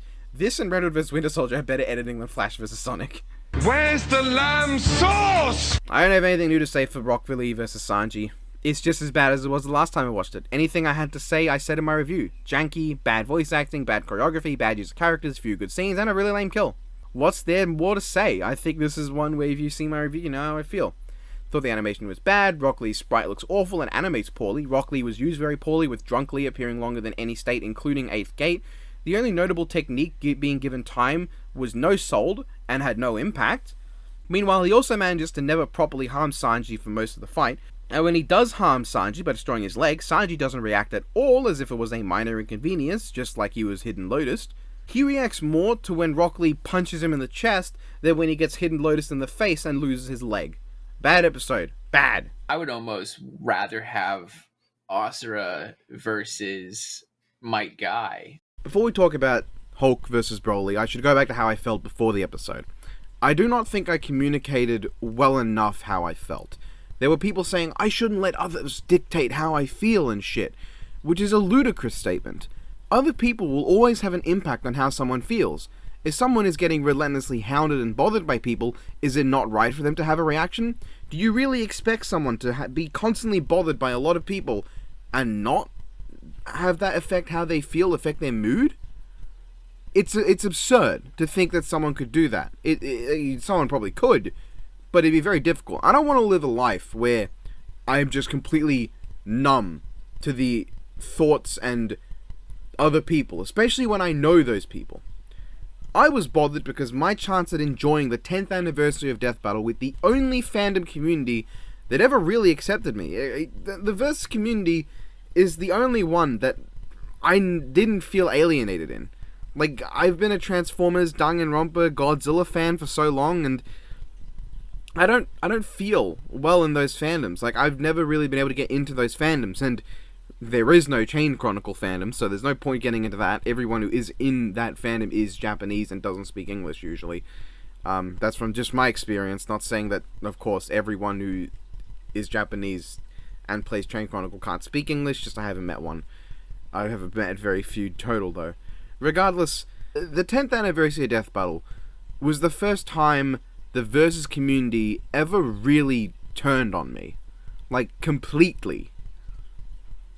Everyone that I knew was hounding me to try and get my response of anger, and that ruined the day, because the fan base that I thought I had a place in for the first time made me feel alienated.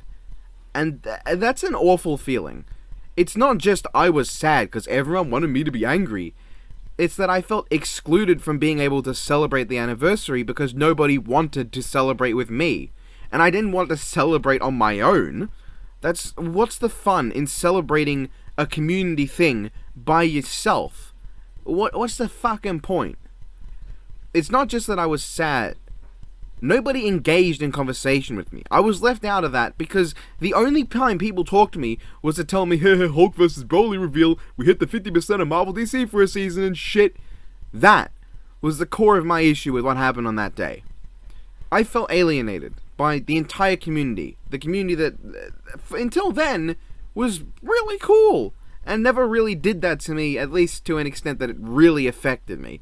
Because if this had happened on any other day, it would have been a case of, it's just a day. But it had to happen on the 10th anniversary of Death Battle. An important day, especially to me as someone who's been watching Death Battle since the first season. Regardless, however, I went into Hulk vs. Broly without that in mind.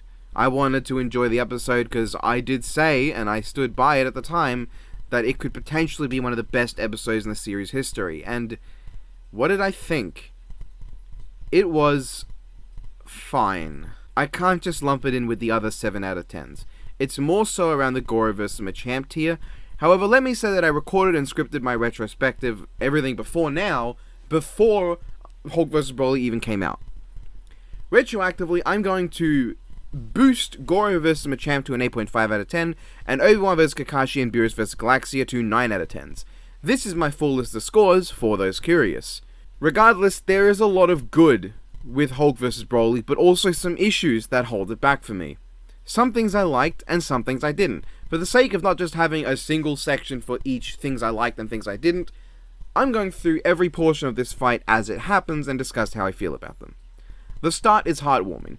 Broly is alone, but he's happy because some deer show up and he gets to pet them.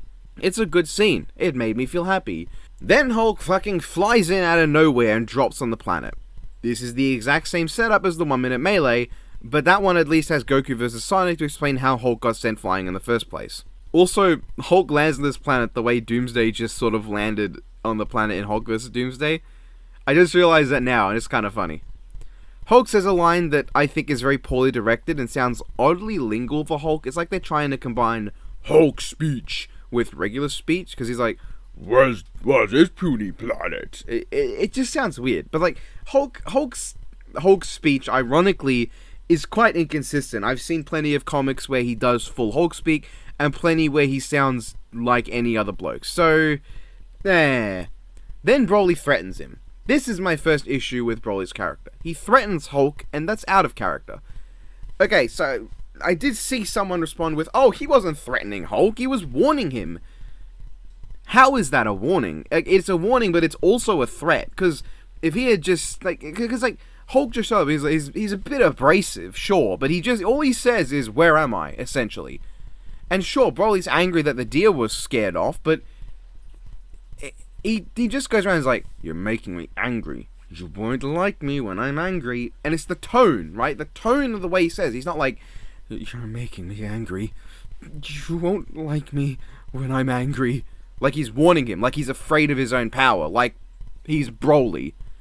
God, having been with Z Broly for so long, it feels weird to talk about Broly like this. Broly never threatens anybody in his film. In fact, while he enjoys fighting like all Saiyans, he never seeks it out. He never seeks conflict out. Goku even has to go to him specifically to get the fight.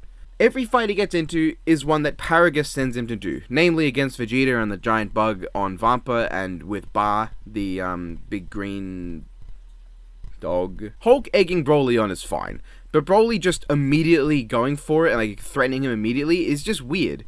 Broly would more likely get up and be confused, like, who are you? And then Hulk fucking starts talking shit, because he's Hulk, and Hulk can be a bit of an asshole. However, this also shows off one of my favorite things about this fight. The hand-drawn look of Broly's aura is incredible. It looks amazing. The effects for Broly's ki look breathtaking in a lot of this fight. I could go on, but it would just be saying the same thing over and over of, that looks amazing, I love it, that is so cool looking. The actual models, though, I'm not a huge fan of. Hulk looks weird, his face is ugly, and I don't like looking at it. But also the harsh lines on his muscles, like the harsh black lines, look really strange to me, like, it just seems weird. While Broly has this extremely flat color palette, like, the shading is so weird that it looks like it's from Transformers Cyberverse. Though, when Broly makes expressions, they generally look fine. Broly lands a punch, and we get into an issue I've had with the fight ever since the preview, the sound design. Every hit landed, for a good portion of the fight, sounds like a soft tap. Now, it's not always the case when Broly hits. There does come a point later where they start using the Dragon Ball Z sound effects, and they sound quite good. But when you just got these dook sounds when Hulk hits Broly, it sounds weird. And also, the characters are animated punching really fast. Now, the characters are really fast, but that is not how they are conveyed. In the same way, Godzilla, right?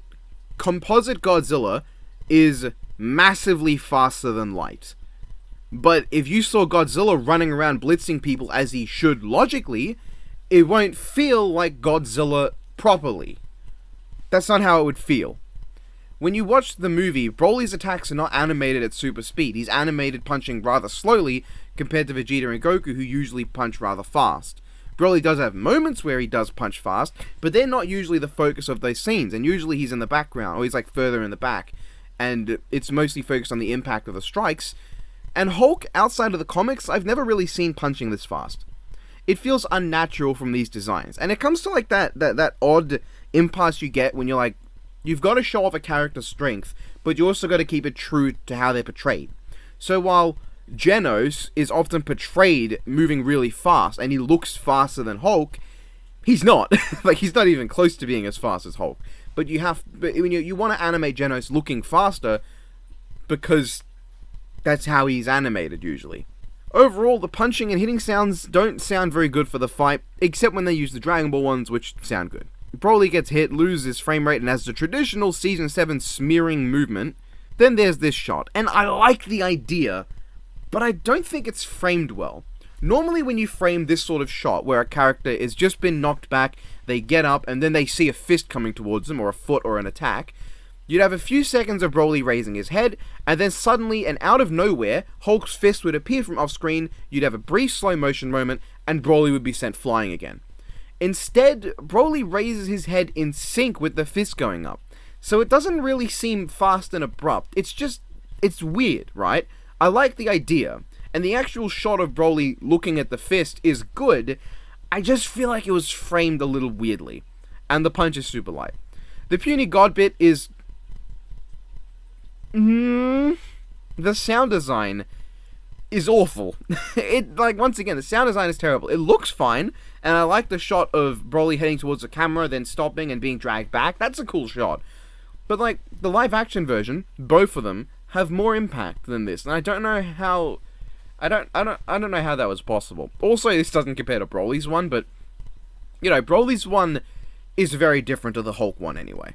I would have honestly loved if this bit had, Hulk going for it, but then Broly swings around in the middle of it, grabs Hulk's leg, and then he does it back on Hulk, because, Broly did to Goku. That would have been funny, but, I didn't expect that. I just thought that'd be something cool that they could do, but, Hulk throws Broly, and it looks bad. The physics don't really work here. Broly gets sent really fast, and then he just dips down and slows. It just looks weird. The physics look weird to me. Doomsday's Broly throw in DBX looks better than this.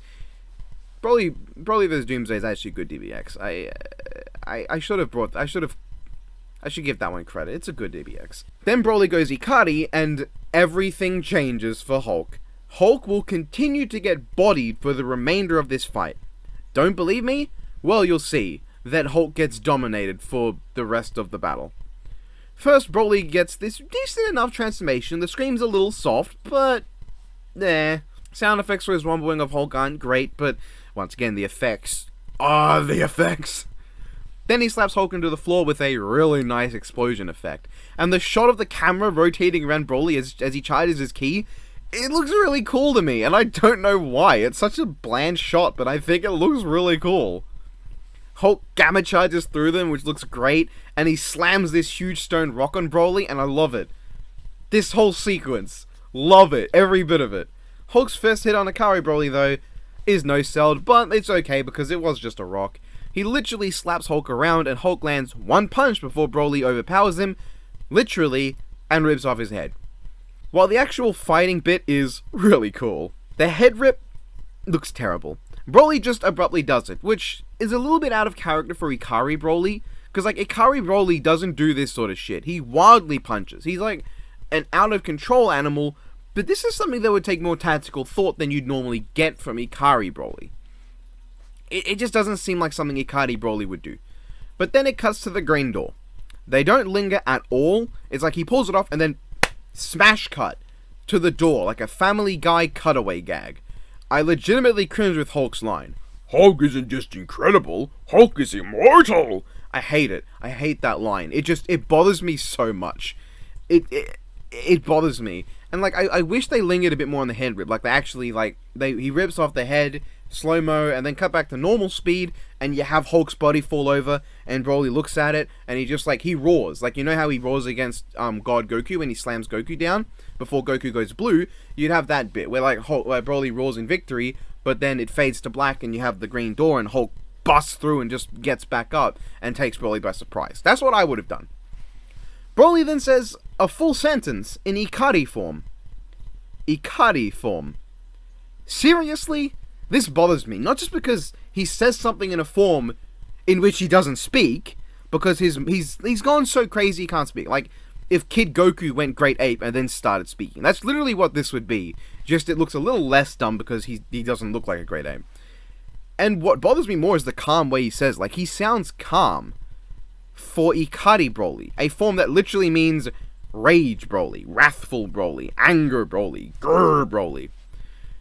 But part of me is willing to forgive this weird transgression of Broly's character because Hulk's "No, I'm the devil" line is my favorite line in this fight. The way Hulk says it and the big smile and I don't know, I don't remember if he was smiling. I don't remember if he was smiling or not. Fuck. But the way he says it, and the fact that he just fucking smacks Broly immediately, and he swings Z Broly's line back on him. Oh, I love it. I like it way more than Broly using Hulk's line, because this makes sense. This makes more sense for Hulk, and it's just cool. And I love it, right? Because it's not just a reference to Z Broly, but it also is a reference to the fact that Hulk is now, like, called Devil Hulk or something. So it's like a double reference, and it makes sense, and it fits. It's such a good line. Like, in my script, I've written like a passive-aggressive, Hulk says it, and it's one of the only things that doesn't make me cringe, which is true. But I gotta go off script, because that line is really good. I like that line so much. Hulk gets one moment to wail on Broly, and then Broly goes Super Saiyan and wombos him. This is Hulk's only moment to shine against Ikari Broly, and Broly no-sells it.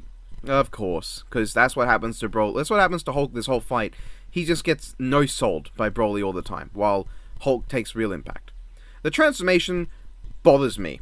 Broly's canonical transformation is breathtaking.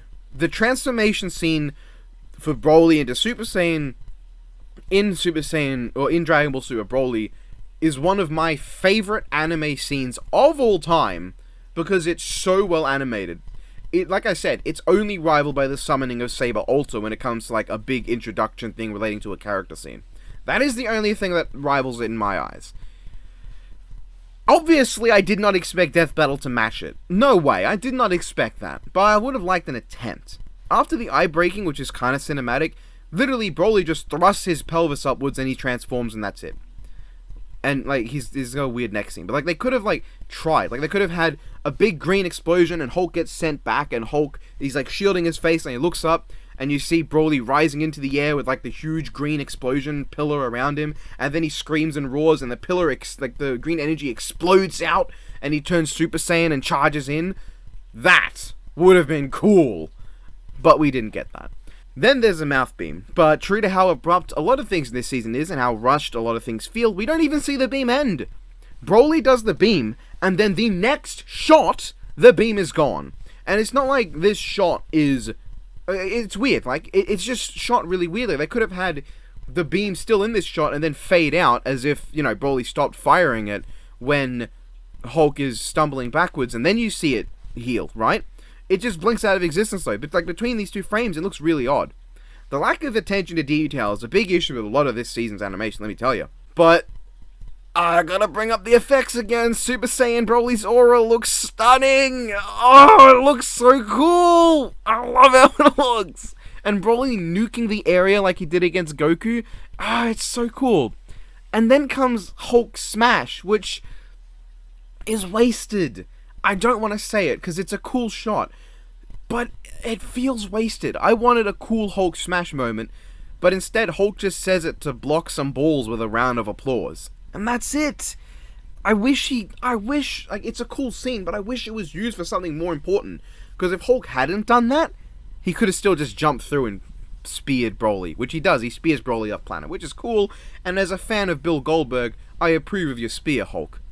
This is his second hit on Super Saiyan Broly, and true to form, Broly's unfazed and then bodies Hulk until Hulk goes Worldbreaker. Once again, the effects, they're so nice. So the entire fight before now, Hulk has landed 9 hits on Broly after Broly transformed. 9. While Broly has landed significantly more. And in case you're wondering, whenever like we just see clashes in the background, or like clashes in the distance, or when they clash fists and they both get hit, I'm not counting those, right? Because if you count Broly punching Hulk's fist as Broly getting a hit, then you could do the other way around too and say Hulk also got a hit, so the proportionate number, the ratio is the same. Regardless, Hulk lands his 10th hit and we get this stunning, fucking incredible shot of the planet and the fighting and the colors distorting in the background like in the Broly film. Like, it's just like a theme of Broly, and the way he's been animated since the first film is color distortion, right? Like when he does his what's it called? Omega Destructor? Omega Blaster. I think that's what's called. Like his big ball. You like the colors distort green and then shrink into his hand. The Super Saiyan, the Dragon Ball Super Broly film did something similar but better, and wow, this looks good. I wish the planet explosion had more impact, but Oh, this looks so good. Then it's ruined where Broly's full power Super Saiyan transformation happens and he says another full sentence. Biggest issue is Broly's characterization. This is a form where Broly loses all control. He's blasting energy out of his mouth in the film because he's become a wild animal with no sense of self. Broly speaks here as if he's no different to fucking Goku going blue. And what he says is out of character. Broly enjoys fighting, but he never once in the film says he wants to kill someone. Now, I know the argument. He had full intent to kill Frieza, Goku, and Vegeta. That is true.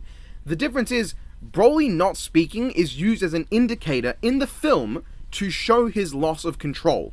He no longer can speak the more powerful he gets, and the way they communicate that is not just by his screaming, but by the fact that he doesn't talk anymore.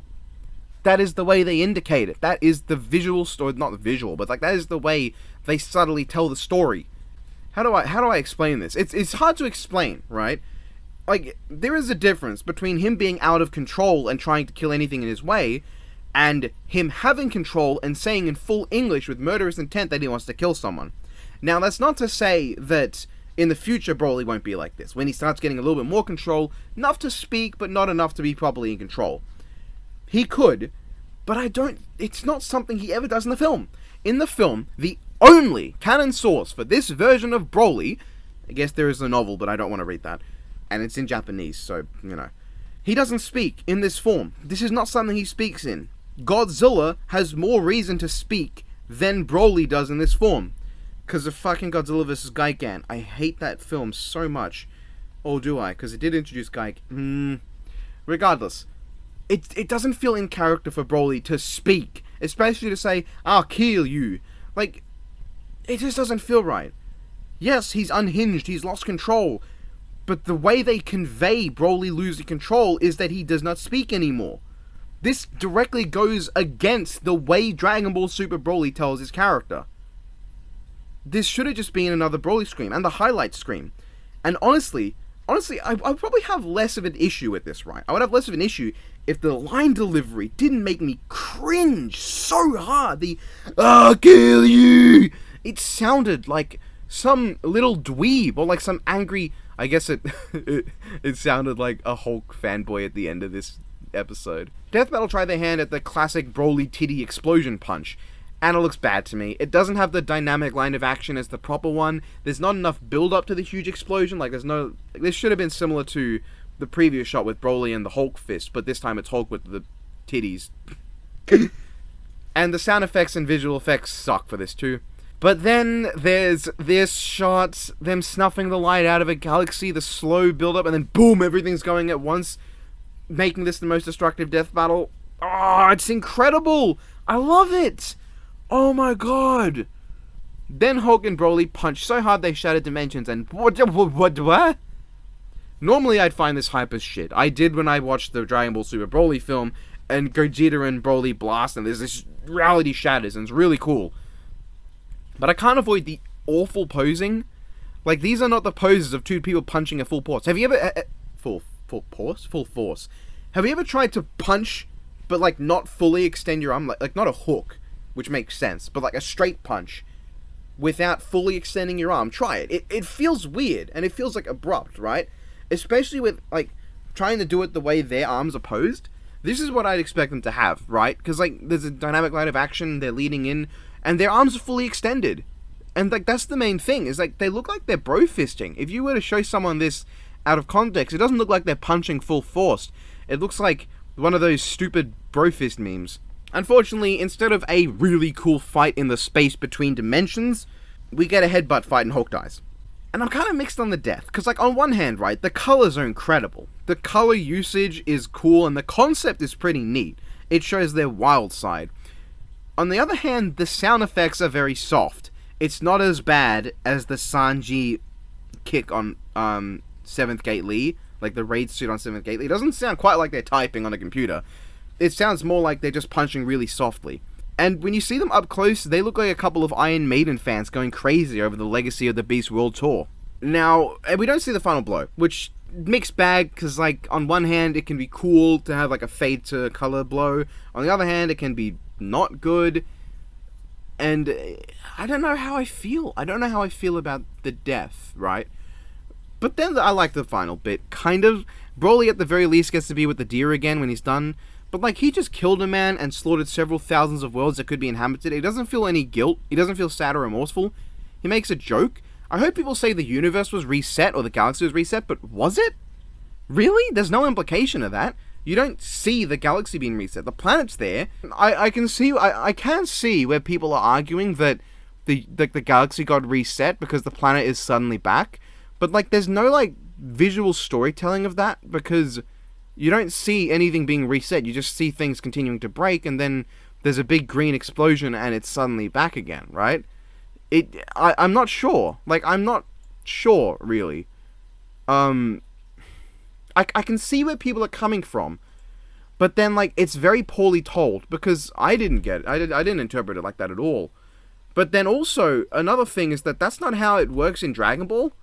Like, when Gogeta and Broly fought, they didn't reset anything. Like, the Arctic wasn't suddenly the Arctic again when they broke back out of the dimensions. And when Boo was screaming apart dimensions, nothing was being reset. So I'm not really sure how I feel on that. I don't know. But I do like the deer going up and licking Broly, and the fact that he's got a little smile. And, oh, man, I mean... and, like, I get why. I know why they had Eve scream in Legendary Super Saiyan and Ikari. It's because they were trying to amalgamate Z and Super Broly, but I don't think it worked, because like, it doesn't feel like Super Broly to me when he's speaking full sentences in a form where he's supposed to be out of control. Like, it doesn't feel like Super Broly to me. Like, it just feels out of character, right? And like, I get that some people would say it's a nitpick, which it's a nitpick that I didn't think it felt like, okay. And like, people are gonna say, oh, all you're doing is nitpicking. But like, when I've got all these things you consider nitpicks and they bother me, it's really a nitpick when I am bothered by it as I'm watching it without looking for the nitpick? No, it might be because like, I'm an animator, right? And like, a lot of the things they're doing, I understand the logic behind it, but it just feels like they could have animated it better, because this is the sort of thing that I would do. I think I would have done this, and I think it would have looked better. But like, in this case, it's hard, right? Because it doesn't feel like Z Broly at all. Like, it's definitely leaning more to Super Broly, which is good, because he's the good Broly. But it doesn't feel Super Broly to me. It doesn't feel super Broly to me. It feels weird. I don't know if people are going to say the same thing about Hulk, because Hulk's varied a lot as a character. So I did think it was weird that he was speaking such clear sentences and he was egging Broly on, which doesn't feel like Hulk to me. But then there's also most likely a lot of examples of Hulk being like that in like the decades the characters existed, so I can't really say for sure. It's just like, I can believe a version of Hulk that eggs people on to get angrier and fight more. But I don't know, the screaming, I'm gonna kill, like, I'll kill you, is the least Super Broly line they could have written. And the calm, like, it's quite, because Broly doesn't want to kill people. When he has murderous intent, it's because he's lost control. This is him in control. Like, he doesn't feel like he's out of control in this animation. He feels like he's got an idea of what he's doing the whole time. So, you know, it's a mixed bag. I can understand if people disagree on that part. I don't like it. But it is only 2 lines. One of them I will accept because Hulk's line after is so cool. The other one, it's one short moment, so it doesn't bother me much. But, you know, because like, I'm glad they went with Super Broly primarily, because Z Broly winning would not have made me happy, because I don't like Z Broly, like, as a character. I don't hate him, but I don't like him. Meh, I guess. And like, you know, people are gonna be like, haha, you predicted wrong! Even though I said that I wasn't sure who DB would make win. But most importantly, I like Broly winning, because I like Broly a lot more. Like, in one film, Broly managed to become one of my favorite characters in the entire Dragon Ball series, while Hulk is sort of, he's up there with the Marvels, but, you know, I prefer Iron Man, I prefer Thor, I prefer several characters over Hulk. I prefer Captain America, probably, but that's most from the MCU, because comic Cap is boring to me, or at least I've never really found him interesting. But then MCU made Cap a badass. And there's Doctor Strange. Doctor Strange is really cool. But, you know, Hulk, I'm unsure. My feelings on Hulk vary a lot more than my feelings on Broly. Let's say that. Then, there's issues with the analysis, so Not only did we get another fucking boomstick dad joke, 2 I think, or 3, no, we got more than 2 or 3, we got a lot of fucking boomstick dad jokes, which I didn't need to see. I am fucking sick of hearing about Boomstick's fucking father and his daddy issues, because the joke is played out. There is a reason ObiWan and I don't usually bring the Pornopedias back. Like, it's very occasional. And usually when we bring a Pornopedia back, it's a different version. You know, we had 5,000, then we had 6,000, then we had Not Was and Not Boomsticking, and then we had the analysis arrow, which wasn't even obviously a Pornopedia, and then there was 7,000 who briefly appeared, and 10,000 and Neo were just there for a fight. So, like, we put thought into how we use Pornopedias. Even though, I just realized what I said, and they're like, out of context, anyone who doesn't watch Not Death Battle, we put a lot of thought into how we use Pornopedias. That's just a quote to go out on. But, you know, I'm sick of these jokes with Boomstick's dad. It's no longer funny. It was kind of funny, and I liked it in Metaverse Carolina, but it's gotten tiring. We got, like, what, 3 in this episode? And the conclusion is, you know, it's not great. They used universe size for Broly, but not for Hulk. Like, apparently they did in the research, but they didn't say it in the episode. Then there's the fucking Golden Tree situation, which, if you did not know, is a situation where they bring something up in the analysis that seems impressive, and then in the conclusion they backpedal and they say, no, actually, this is what happened. Named after the Beast vs. Goliath Golden Tree. This is the 3rd one of the season. The previous 2 were Cable fighting Silver Surfer, but actually he got stomped, and Red Hood breaking Supergirl's grip, but actually he didn't do that. They bring up Hulk clapping away the one below all in the analysis, but then they backpedal in the conclusion and say actually he just took out the Avatar. No mention of the Avatar is brought up in the analysis, there's no indication that he didn't just kill Satan, it's poorly written and insults the audience's intelligence. I hate it when they do this. If they're going to bring something up, they should be clear in the analysis. They should not bring up Hulk took out the devil, and then be like, well actually, no he didn't in the conclusion. It's badly written, and I don't like it. And that's the episode, really. I won't talk about the fighter previews this time, that'll get its own video, but that's how I felt about Hulk vs. Broly. There were some breathtakingly well done shots in this, but there's also more flaws than good things. The sound design is bad, the models don't look great, they don't really... Broly doesn't feel in character at several points, Hulk often has cringeworthy lines, though, you know, that one line that I can't stop talking about makes up for all of them. Hulk is pretty disrespected in the fight. He lands 10 hits on Broly after Broly goes Ikari, while Broly lands 19 hits. Once again, not including when they clash, because that would be pointless, because then it would be like, Hulk landed 20 hits, but Broly landed 39. It wouldn't really change much. 39, 29. But Broly landed 29. In that case, it would be 29. Because it'd be like, it would keep the ratio the same. However, regardless, there are more bad things, but the good things are so good that they outweigh the bad things. Quality of the good things over the quantity of the bad things, you could say. The sheer spectacle of some of these shots is so good. Like, way beyond what Death Battle's given before. And that is, I guess, what I wanted, was just to be out of nowhere. I love a lot about this fight, but with so much holding it back, I can't in good faith give it a 9 or even an 8.5 out of 10.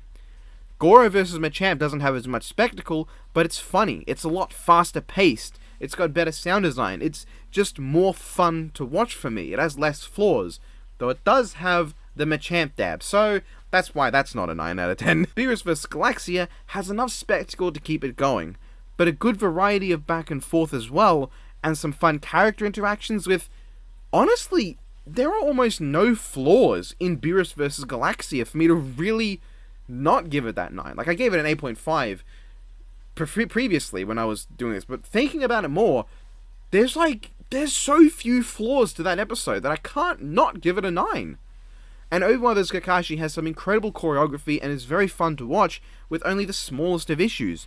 The amount of issues in those 3 episodes are outweighed both in quantity and quality by the good things. But Hulk vs. Broly is great, but I can't rank it above those 3 episodes, which bothers me. It gets really close to beating out Gory vs. Machamp. Let's not pretend like it's like they stomp Hulk and Broly in quality. No. It is not like it was easy to choose. It's hard to choose between Gory and Machamp and Hulk and Broly. It's hard to even choose Beerus, Galaxia, and Hulk and Broly. It's difficult for me. But with all that's holding it down, I can't put it above the 4th best episode of the season. Which, I guess, leads all the way back to it fittingly being a tragedy that I can't do that. So that was Season 7. How was it? Not great. Unfortunately, Season 7 has been one of my least favorite seasons of Death Battle. Coming off how incredible Season 6 was, which is a season that last year's retrospective, I should have respected it more, because compared to this, at least, I've got a much more fonder opinion on Season 6 now. This season, though, it felt like a letdown. There were some amazing episodes, but there was an equal amount of episodes that I thought were incredible to episodes I thought were terrible. And there's some honestly worrying trends. A lot of choreography this season felt rushed. Not as in they didn't put a lot of time into thinking of it, but they didn't spend a lot of time animating it. Like a big moment that should have more time to sink in, they don't. Like an example that I don't think is too bad is when Jason cuts Leo, and before the explosion even finishes, Jason walks off. Like, it would have been better if he stood there and then the explosion finished, and then he changed and walked off. It's a small thing, but when it happens so often, it does begin to bother me. There's a lot of puppetry that looks really bad as well, with a heavy focus on using smears and spinning to hide the lack of in-between frames for a lot of animations. Truly, there's usually only 2 or 3 per fight, but the fact that it's for most episodes gets old over time, and it never looks good. It never looks good. While the puppetry worked for, I'd say, roughly 6 characters this season, it looked bad on everyone else. The effects were improved overall. The characters on screen weren't, though. And the writing, I think, personally took a bit of a dive for me. There was such a focus on the power of the characters that previous touches from old seasons of Death Battle about their personality, their stories and development that were in the analysis of the last season were mostly left out. I get it. It's a versus show for versus debating, so that is the main focus. But that added spice of including the characters' development and who they are in the analysis was nice. I liked it previously when I could go in knowing nothing about a character beyond they exist, they're this strong, and I could come out with somewhat of an understanding of who that character is. After all, you hope an analysis can tell you about the character, not just how strong the character is, but this season didn't do that for me. Overall, it's not the worst season. Season 3 still takes that, and it's not even close. Season 3 is way worse. But this is definitely down the lower end for me. This season felt like filler, with a lot less care and polish put in than the last one, which is likely a victim of the 4 extra episodes they did. Given those 4 extra episodes included Zuko vs Todoroki, Batgirl vs Spider-Gwen, Black Canary vs Sindel, and Shira vs Wonder Woman, I think we'd have been fine without those 4 extra episodes. What's wrong with getting 4 more episodes? The fact that you still only got the resources for 16 episodes and you're now spreading them over 20. And none of them got to be at the levels of quality that they could have been, in my opinion. Regardless, I am hyped for Season 8. This was the first time they did a 20-episode season, so I'd expect them to understand what they did wrong and be able to adapt and do it better next season. I hope that the next season is as good as they're saying it'll be. I hope that it eclipses Seasons 2 and 6 as the best in the series. With such hype matchups expected to happen, we can only hope we will get the best season in Death Battle history.